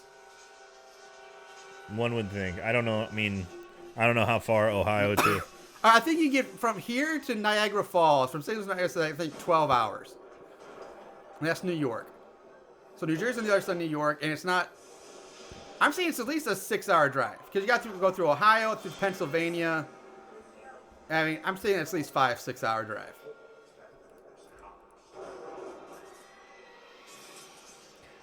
All right, from the center of Ohio, let's just say the center of Ohio, Good enough. Yeah, center. To New Jersey is an 8-hour and 30-minute drive. There you go, 8 hours. I undercut. It's so 8 hours. let's say they're on eastern Ohio, right? That's still going to be. So it must knock it down 2 hours. Let's just call it. Let's just even call it 4. Let's just say 4 hours. That's a 4-hour drive still. And you're telling me they had enough drugs to keep Jason sedated, and just for 4 hours. Yeah, Monica Keena's boobies are getting all sliced up. That's a shame. Save the titties. That's what he's doing. Exactly. He's like, save them titties. There's some great looking titties. All right, so Jason found his way to them after getting ejected from the van. Yeah. Comes in to kill those kids. Those rascally kids. Those snooping kids. I'm gonna hit him with a pot. Didn't even hit him, he just shoved it at him. Yeah, hit that fucking Destiny Child. I do love that. The Destiny Child chick, I gotta give her credit. She's tried. She tried, yes. But man, he bitch slapped the hell out of her across the room. And we cut back to Monica Keena dreaming, and Freddy Krueger's getting all rapey and creepy. Giving her, he's like sniffing her, running his claws up her skirt. This kind of stuff makes me uncomfortable.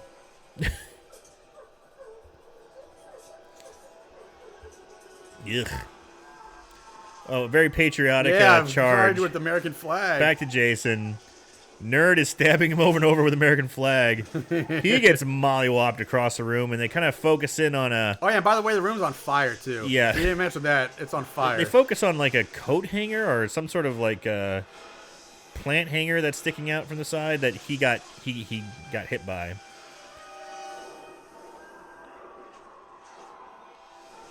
So... Monica Keena finally wakes up and pulls Freddy into reality, and Freddy's like, "Oh shit, I'm in a new reality. The room's on fire, and Jason's gonna kick my ass." And he looks fucking scared. It's great. Robert Englund fucking kills it. And here we go. Here's the big battle.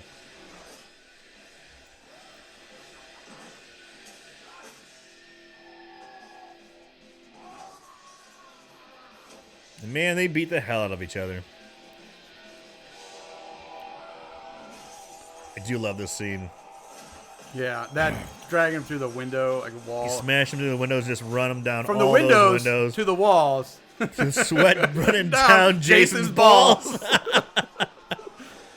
And he's just tossing Freddy around. Oh, call back to number 7. The roof collapses I was just going to say same thing. A fiery roof just collapsing. Yeah, we cut to the nerd. Why have 7? Telekinesis battles and fire. That's why 7 is underrated. Yeah. Yeah, everyone says number 6 is great. And don't get me wrong, number 6 is fucking fantastic. But I think people shouldn't overlook number 7. The ending's fun, but yeah. Yeah. Here's we talked about number 7 in the last watch. Yeah, it was. And how just unfairly butchered that movie was when it came to the kills and the ratings and just screwed it out of what Destiny's Child's like, "Hey, let's go. We're going to be fine." He's like, "Don't." And the nerd's like, "Don't worry, baby. Don't worry. I'll be fine. You go get help." The nerd's like doing this like studly, manly, like, "I'll be fine. You go find help." And he dies. He just dies. And it's like this heroic death that he dies for this character that's very minor. Yeah. They show him bleeding buckets out of his back. Kind of feel bad for that guy. I just wish he actually had a better death. Yeah. It's not a bad death, but it's a heroic death for a minor character. This scene right here, I got some trivia on.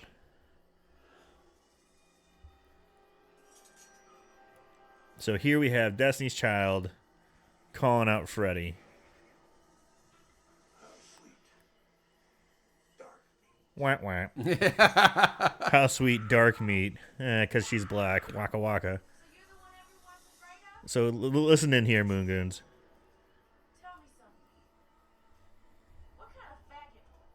Faggot! Yeah, so that's what I was talking about. Is that she... Isn't that improvised or something? Yes. This is... And so...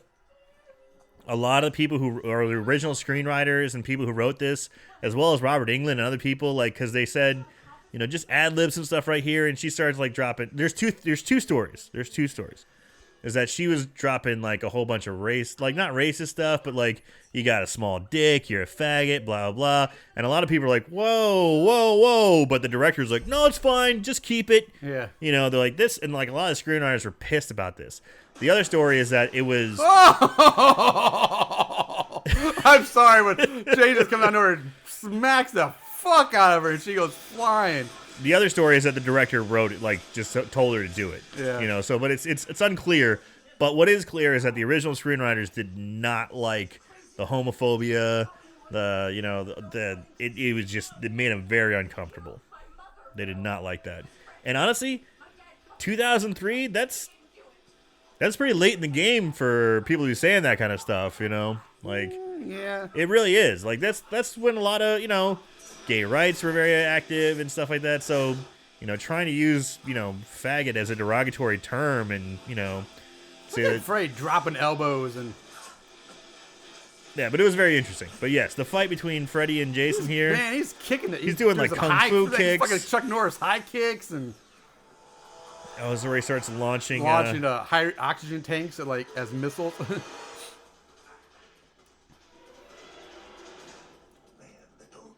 Man the torpedoes, Freddy, indeed.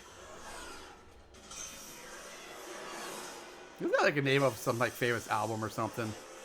What's that? Man the Torpedoes. Could. That was like a famous album or something. Maybe a Tom Petty one? I don't know. Oh, I have no idea. Pink Floyd? I don't know. I don't think Pink Floyd. Anyway, I wasn't a big Pink Floyd Neither am I. I think person. they're incredibly overrated. I don't think that. I just... Ugh. I do love this. This is one of my favorite scenes. All the rebarb comes falling down into him. That's great. You see all the spot. It's fantastic. It's like this giant pin wrecking. Like I don't know what this it's a thing concrete mixer. Okay, thank you. I was trying to figure Yeah, out what but the it's thing it's like actually is. it's like on a rope to move it from side to side so It's they can basically roll. a wrecking ball. Yeah, but now it's being basically used as a wrecking ball. Yeah, it's pinballing around this thing while Jason's just impaled on these rebarb And it looks like he's about to get. It's about to be curtains for him. smashed by a minecart now. You see, Freddy looks really upset by this. God damn it! Freddy gets knocked off the platform from the. But gets caught on the swinging concrete mixer. Smash into the... This is a great visual scene. Yeah. And unfortunately for the audio listeners only, Yeah, you can't. you can't appreciate how ridiculous this scene is. And then Jason finally gets free to the rebarb, and back to fighting.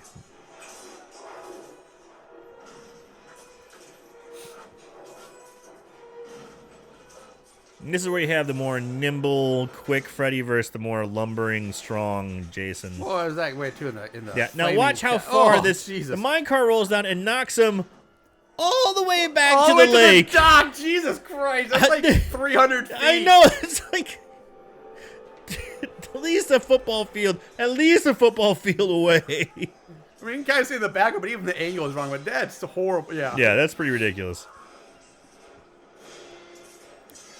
And this is where it looks like Jason's getting the upper hand, slicing and dicing Freddy Krueger. I want to say Glenn Ennis had some stories about this scene too. He did. If you Now, if you want to listen to those, go back and check out our interview with Glenn Ennis back in our archive episode. Yes, there's one where he gets thrown into the lake, where Glenn Ennis is probably playing a lot of these shots here. Glenn Ennis gets thrown into the lake and he gets submerged in the lake, but when he comes up, the mask that he's wearing is filled with water and he can't breathe. So they're like, okay, cut. No, he's starting to freak out, trying to get the mask off, and people are like, what's going on? What's going on? He almost drowned. Yeah. Because the mask was full of water and he couldn't breathe. Well, that's the fact. They also during all the scene, he sees you out low, but he said he's just got all these. It was very hard for him to move because he had all these the blood all these tubes going up his back. Yeah, and yeah. He's just so for him to be weighed spurting blood and everything. Yeah, because He's there's just so tons of weighed, blood yeah. spurts.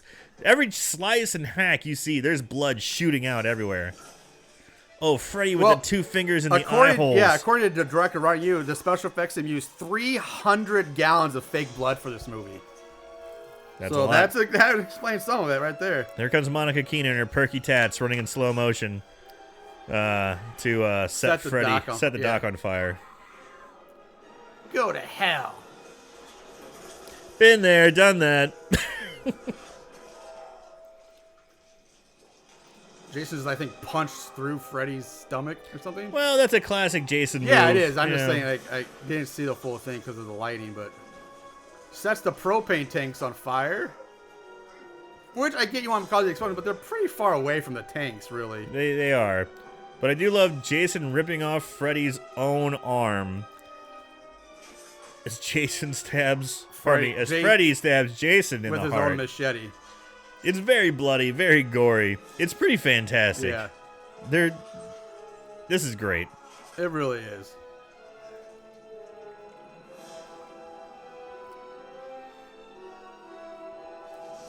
Jump!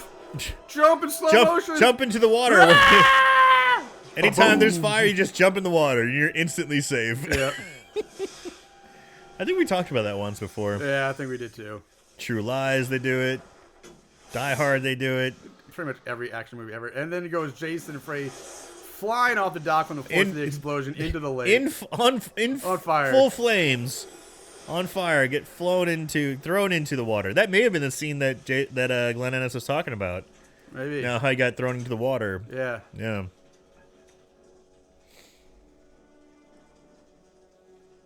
The dock's a wreck. Everything's on fire. Monica Keena and Jason Ritter climb up onto the dock. She has a tramp stamp. I was about to say that's a little. Well, a little side tramp stamp. Side tramp stamp. I'm digging it though for 2003. You know what? People poo-poo the tramp stamp. I don't care. I love the tramp stamp. I'm a fan. I am a fan too, man. I don't lie. I love the tramp stamp. Bring back the tramp stamp. Hell, fuck yeah. You know who has a great tramp stamp? our friend Oh, Cincinnati Jeff the ABBA tramp stamp? of Here Comes the Spooky podcast. Yeah. Yeah, give him a listen. So Jason's up, standing over. Oh, him is with it the Jason? machete. Or is it? I don't know. Oh, no, Oh, it's no, Freddy. it's Freddy! Freddy with one arm. He's got the machete. It looks like he's got him dead to rights. And here comes Jason, stabs Freddy through the chest with his own severed arm. And then And falls falls back into into the the lake. lake. So, here's my question. By the way, we got to hold that machete. Yes, we did. I got stabbed from the machete. I do love seeing Freddy's own glove plunge through his chest. It's pretty great. So Monica Keena picks up the machete now. Say something cool, Monica Keena. Well, there's a bitch. It wasn't Freddy saying, but there's a bitch. Welcome to my world, bitch. And cuts Freddy's head off. With the very dull-looking machete, by the way. I never liked the machete in this one. It's so rounded. I don't like the machete in this one either. It's so rounded. So, yeah. So Freddy's severed head sinks down into the lake. Down into Crystal Lake. Into the Crystal Lake. Here's my question, all right? We've seen time and time and time and time again Jason Voorhees just get the shit beat out of him. Well, he just closed his eye, and now he's sinking to the bottom of the lake. Well, yeah, I mean, is there a point where you can just beat him to death? Because that's basically what they did. They just beat him up enough and roughed him up enough, and I would keep that fucking machete. Yeah, I would have kept that machete, too. Bitch. Like, I'm keeping this. Yeah, we see Jason sink back into the black waters of Crystal Lake, and she tosses the machete in. Hell no! I would keep that machete and be like, this is going on my fucking wall.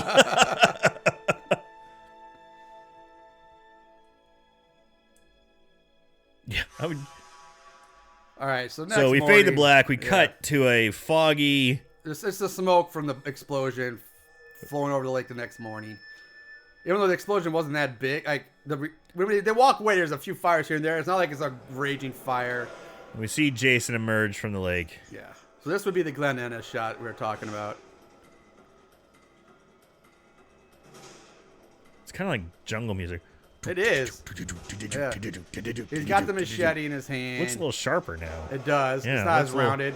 yeah. And what's it in his hand? Oh, it's Freddy's head. He's carrying Freddy's decapitated head. Great shot. Yeah. Freddy looks at the camera, winks, blackout as Freddy laughs. Roll credits. Roll the credits. And there is... Cue the butt rock. We hear the butt rock. Cue the Chimera or Chimera Army of Me. Is that the... Or is that Kill Switch Engage? Kill Switch Engage. Or also is it Il Nino? Yeah, who knows? I don't know. Who fucking knows? Anyway. There's Freddy vs. Jason. All right, so... You know what? I'm going to run through some of these last facts of stuff I have about the film that before we sign off, and then we'll make some closing comments that before we sign off for night. But of course, so also Ken Kersenzinger, who was mostly Jason, had to go with some dental work during filming, but it would have taken too much time for him to remove his makeup and costume to reapply them. So when he arrived at the dentist's office, he was dressed as Jason without the hockey mask. People were afraid he was an escaped psychopath, and they almost called the police on him. According to Robert Englund, his Freddy makeup was so thick that he couldn't tell how hot it was from the fires during the filming scenes. And when he got in to have his makeup removed, it had bonded to his face from the heat from the fire. Damn. Yeah, that's pretty intense. A sequel was planned but never materialized. Wildstorm Publishing published a 6-issue comics series in the late 2007, early 2008. This added the Evil Dead Ash Williams to the mix. So, from what I understand, they were trying to include Ash in some way. For years, they've been trying to do that. Yeah. And there's even a hint of that in when Jason Goes to Hell, when they show the Necronomicon. Yeah, don't... It's true. Yeah, They're dropping little hints here and there. I know. And also in Evil Dead, they show Evil Dead 2, Freddy Krueger's claw is there hanging up in the shack. I haven't seen that forever. Yeah, so I mean, there's nuggets throughout the both. I just remember when we did our Freddy Goes to Hell Part 9 as our live show. I remember when we got to 5-star reviews, I remember talking about it, and one of the guys was like, doing this whole conspiracy theory about how with Evil Dead and how Jason is really like a necrophile or necrophyte, deadite, or whatever the fuck they're called, and like all this shit, and like come on, dude, that's whatever. But yeah, I do like the idea of combining that though. Just have some fun. Let's go crazy. Okay, so we were talking about that scene in the mental hospital where he's getting electrocuted. Well, during that scene, Ken Kinzinger revealed that during filming that scene, the sparks landed on him, and he actually legitimately caught on fire in real life and had to be extinguished during the filming of that scene. Yikes. Yeah. During let's see, Brent Chapman, who plays Blake's father, and Kyle Labine, who plays Freeberg, appeared in Halloween 2002 Resurrection. So Kyle Labine, that's got to be the cop, making the first actors to appear in a Freddy, a Jason, and a Michael Myers film. Cool. So there's that. According to this, Rob Zombie was offered the chance to direct it, but he turned it down to work on his movie House of a Thousand Corpses. And supposedly Peter Jackson was also asked to direct, but obviously didn't. Now, Peter Jackson actually has got some pretty good horror chops. And I'm sure a lot of our listeners know that he did Brain Dead, or Dead Alive, as it's called here in the States, as well as The Frighteners. Yes. He also did Meet the Feebles. I was about to say, you can't forget Meet the Feebles. Which is a pretty fucked up weirdo. It's one of the most fucked up movies I've ever seen. I kind of love it, though. Yeah. So this film marks, at the time, Robert Englund's official last on-screen appearance as Freddy, though he would occasionally appear as a character at conventions and events. But in 2014, Englund officially retired from the role after appearing in full costume and makeup at an event marketed as his final portrayal of the character. Although I've heard rumors now that they're trying to get him maybe back to do one more run in a Nightmare on Elm Street reboot, something like that. I've heard whispers. Well, I heard that the Wes Craven estate has now got the rights to Nightmare on Elm Street back. Well, there you go. So yeah, because I know Wes Craven has passed away, but his estate, from what I understand, has reclaimed the rights, or has been issued the rights back from whoever had it before. Yeah, I don't know. Following its release, Monica Keena and Catherine Isabella had rather choice words about the film, with Keena in particular saying that she thought the screenplay was terrible and that she was only really signed on for the money and to raise her profile. Isabella's problems were mostly due with the fact that she didn't get along with Ryan Yu and the whole nudity scene. So yeah, the guy sounds like he's a dirtbag. Yeah. As a little girl, this is supposed to be real true. As a little girl, when Monica Keena was younger, as a little girl, she had a fear of Freddy Krueger, which resulted in her school teachers thinking she was being abused at home, because I guess she was... Jesus. Yeah, something like that. So that's... Man, talk about therapy. Yeah. Talk about full circle. Like, convert... Like, what do they call it when you have to, like, face your fears? Confrontation therapy, something like that. When, like, say immersion therapy. Not aversion, immersion. Immersion therapy. Like that. Yeah, you're scared of pickles and they make you hold a jar of pickles or something like that. Yeah. I don't know why I went pickles, but... I don't know either, but yeah, I get it. You know what I'm talking about. Yeah. Like I said, one of the stunt doubles, I think this was a scene in the boiler room where when Freddy's jumping around. That's where Rey Mysterio was being used as a stunt double for all the jumping Makes around. Sense, yeah. So that's where this, yeah. So I think that's where Mysterio was. We talked about the bag over Jason's head in the flashback. In the early part of the movie, there's a goat in Blake's dream. Yes. Well, that nightmare sequence is reference to Tina's nightmare involving a goat in the original Nightmare on Elm Street in 1984. Bringing back the goats. Yeah, bring back the goats. Weird. Screenwriters Damian Shannon and Mark Schiff were immediately hired by New Line Cinema to write Friday the 13th, the 2009 remake, after this movie was completed, as the producers had been highly impressed with their knowledge of the franchise and their work on the script for this film. So this movie led to them getting hired for the remake in 2009. Nice. When Laurie is sedated so she can bring Freddy out of Jason's dream in the back of the van, she mutters the limerick, "Now lay me down to sleep." This is a line used by Nancy in the original Nightmare on Elm Street when she entered her own dream world to face off with Freddy for the final time. If you don't know that, then poop on you, man. You're like tearing through these. Well, I'm trying to at a lightning pace. Well, cut back on time. The filming on this movie lasted 53 days. Ken Kersinger is the only actor besides King Hodder to have played Jason more than once. Long before he took over the role of Jason from Hodder, Kersinger wore the hockey mask when he doubled for Hodder in Friday the 13th, Part 8, Jason Takes Manhattan.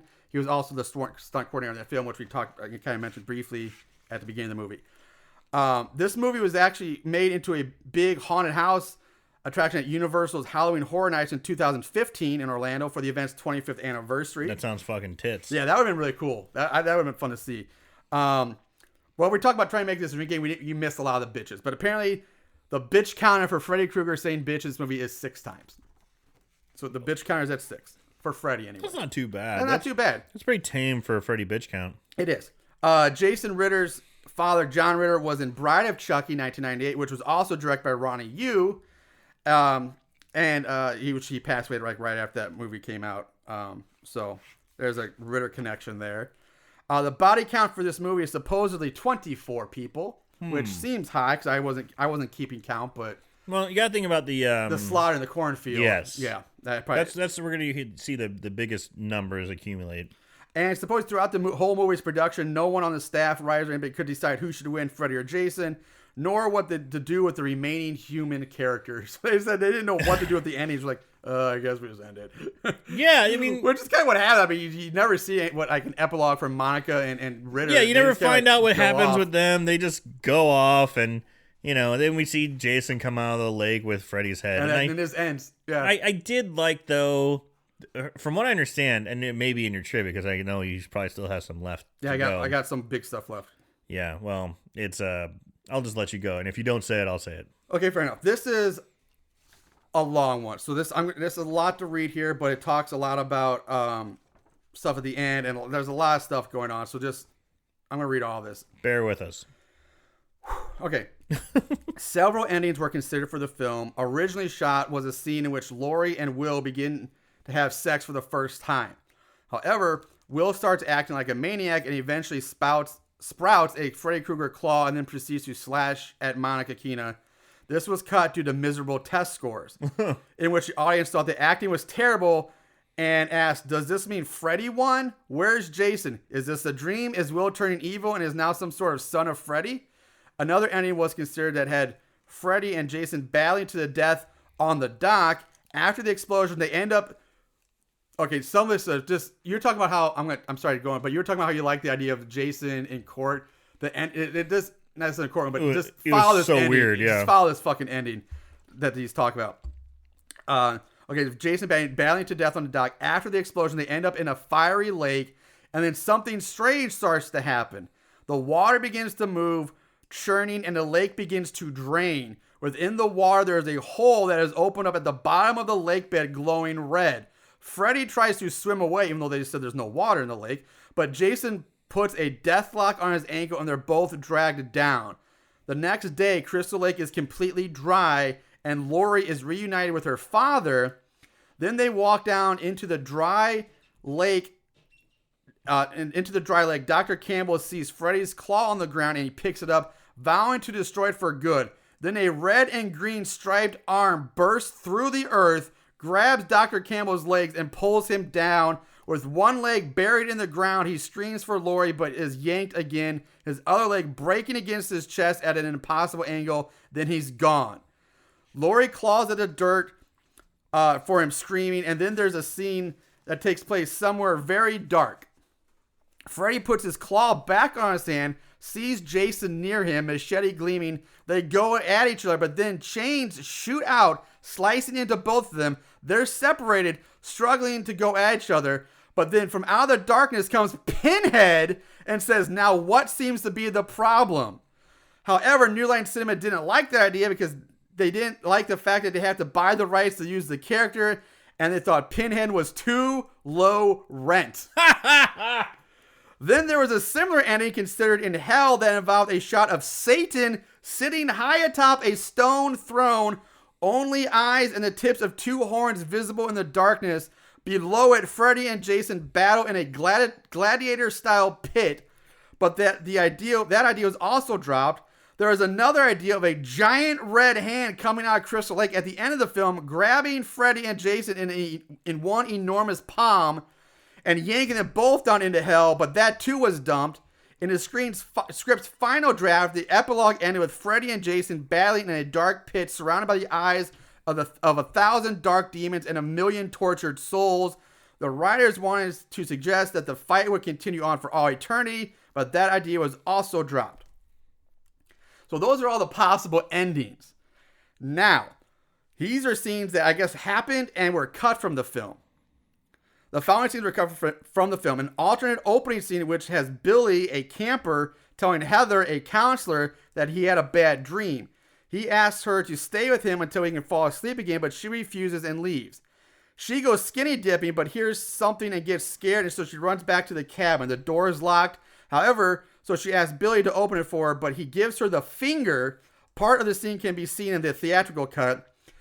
Trey telling, and then, so that's one scene. And then Trey telling Gibb that the sheets are properly filthy, so she should just pull back the comfort and they'll lie on top of it. A scene in the institution where the guard shines a flashlight into the patient's eyes to see if he'll react. Lori's father picking her up from the police station. Lori scratching paint off the door with her keys in a dream sequence. Gibb at the school yelling, "Stop staring at me" in the hallway. Okay, let me see if there's anything. You're just putting sentences together. I don't understand what's happening. Okay, sorry. You're kind of rambling here. All right, a lot of these are just things that are Gibb shouting at the school, "Stop staring at me" in the hallway. Don't care. Don't care. Yeah, I'm trying to see if there's anything that's actually like that was really crazy. These are yeah, because you were talking there for a minute and I wasn't exactly understanding what was happening. Maybe that's Spanky. I don't know. In a dream sequence, sees his brother commit suicide on his computer monitor. Yeah, that's Spanky. Yeah. Mark throwing up eels was cut.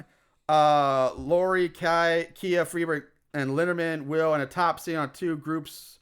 Look for him to still. Okay, you know what? Fuck this. This stuff isn't interesting. Yeah. Favorite Jason, place your bets. Okay, there's a line that Lori utters. Freddy vs. Jason, place your bets. Cute. That was actually seen in the trailer or television spots, but was cut from the final movie. And Kia telling Learman that he better be back when she goes kick his ass. All right. Yeah. I'm good. Rep this. Oh, okay. All right. Last one. Give me something good, baby. All right. He tells. Okay. So Kia, Destiny's Child tells Linderman the nerd that he better be there when she gets back so she can kick his ass in case he tells anyone that she kissed him. She then kisses him. So that was cut. And then in another alternate ending in which Will and Lori have sex again. I guess it's just a variation of that. But then Will starts to choke Lori and his right hand turns into Freddy's glove, which we kind of already briefly talked. So that was just an extension of that. So, okay. You let me down. Sorry. I didn't realize that was just the extension of what we already talked about. You didn't give me any good pop. Shut up. Sorry. Shut up. All right, so that's that. There's everything. I there's more, but there's so much more. I was like, just let it. I'm not so much trivia about this movie. So Moon Goons, if you're really interested, you can find it. Look it up on IMDb, Wikipedia. I'm sure there's even other stuff. Yeah, like there's a lot of stuff out there. So what I wanted to say before you went on that long rant, sorry, was that the final scene where Jason Voorhees is walking on a crystal lake, palming Freddy's head like a fucking basketball. Yes. Walking out. That was supposed to be the end. And then there was some talk back and forth. What do we do? And Robert Englund decided to do the wink. It's like, hey, let me do the wink at the camera. Yeah. And, they decided to throw in a little bit of that, Nightmare on Elm Street music on top of it. And that gives you the impression, because no one wants to be the loser in this situation. Yeah. People are going to say, if Jason won, Freddy won, blah, blah, blah. And it's very much, you can say Jason won the battle, but the war still continues. Yeah. And it was a great nod. And I think that's a great way to do it, because you're going to piss off one fan of the franchise over the other. Personally, I'm more of a Jason guy myself. I like Jason Voorhees. I've become more of a Jason guy too. Yeah. I've always been. Don't get me wrong. I love Freddy Krueger. I love Nightmare on Elm Street. My problem with it, one, we call that a cheap finish in the wrestling world. I believe the double. That's a cheap finish. But Mike, I get it. I get why, but at the same time, I hated it because it didn't make sense. Because this is the real world, and Freddy's not supposed to have his powers in the real world. So if he got his head cut off, he should just be straight up dead. Now if they were in the dream world or something like that, or something they explain that, then I'd buy it. Yeah, whatever. But this is supposed to be the real world. Pull back into reality. Jason should have just straight up won that then. And that there should have been any wink or anything like that. I was like, that cheap. Yeah, well, here's a question too. I mean, if you pull Freddy Krueger back into reality, how much punishment can this guy take before he dies? Because we've seen him get his arm chopped off and stabbed and he should have been dead once his own hand went through his chest. Yeah, that is what eventually did kill him. And then Monica cuts his head off. But yeah, he should have been dead there. But I mean, how much punishment can he take I mean, does Freddy Krueger still have enhanced? I don't think You know. so. I mean, and you don't see him using that game of his magic dream powers when he's fighting Jason in reality. He's just fighting. And I'll give him that. He takes an ass whoop and he dishes out. He's faster than Jason, smarter, speedier. So I get that. But because you don't see him using the magic powers in the reality, which means like then he shouldn't be invisible. And once he dies, he should be fucking dead. Then I'm there with you, baby. I mean, he should have got he got his arm cut off a while. Yeah. So yeah, Jason should have won that fight, and to me, Jason is the winner of that fight. Now there's always talks, fan films and talks about Jason versus Michael now and but whatever. Anyway, this is going long enough because the movie's already over. Let's wrap this up. Unless there's really anything else you want to say, we'll just wrap this up here. And Nah, I'm pretty good. I had a good time. I like this movie. I think it's fun. Yeah, it's fun. It's just a fun movie. There's some parts that are over the top, and honestly, I wish there could have been parts that should have been more over the top. And I've been on board with that. Like this is a movie where they could have gone even more ridiculous, more over the top, and I would have been okay with it. Yeah. I totally agree. Yeah, because I mean, at the end of the day, I don't care about any of our characters. I don't care about any of them. I don't care about Monica Keena. I don't care about Destiny's Child. At the end of the day, it's all you care about is Jason versus Freddy. That's where people want to see who's going to win that showdown. And I think they did a pretty decent job of giving us a nice fight. Yeah, I think they beat the hell out of each other. They a couple to get a fight in the dream world, a fight in reality. Yeah, they're pitted against each other with these people stuck in the middle, and you get to see some Freddy kills. You get to see a lot of Jason kills. I like how Freddy's kind of like the puppet master, the tinkerer behind everything, and Jason's just the blunt instrument. And then he's like, oh wait a minute, turns out. So I think the premise was good. It was fun. It's a fun movie. Some good kills, lots of blood. And it just is what it is, man. Yeah. It's not to be taken seriously. It's just a fun ride of a movie. So for some weird reason you haven't seen this yet, do yourself a favor and just watch it. Absolutely. It's just totally a fun ride. So that's it. We're not going to take any more time on this. Thank you for joining us for this another watch long. Hope you guys enjoyed it. We'll be back with another movie. In the meantime, guys, remember to watch more horror movies and remember to always keep it tight. Tight.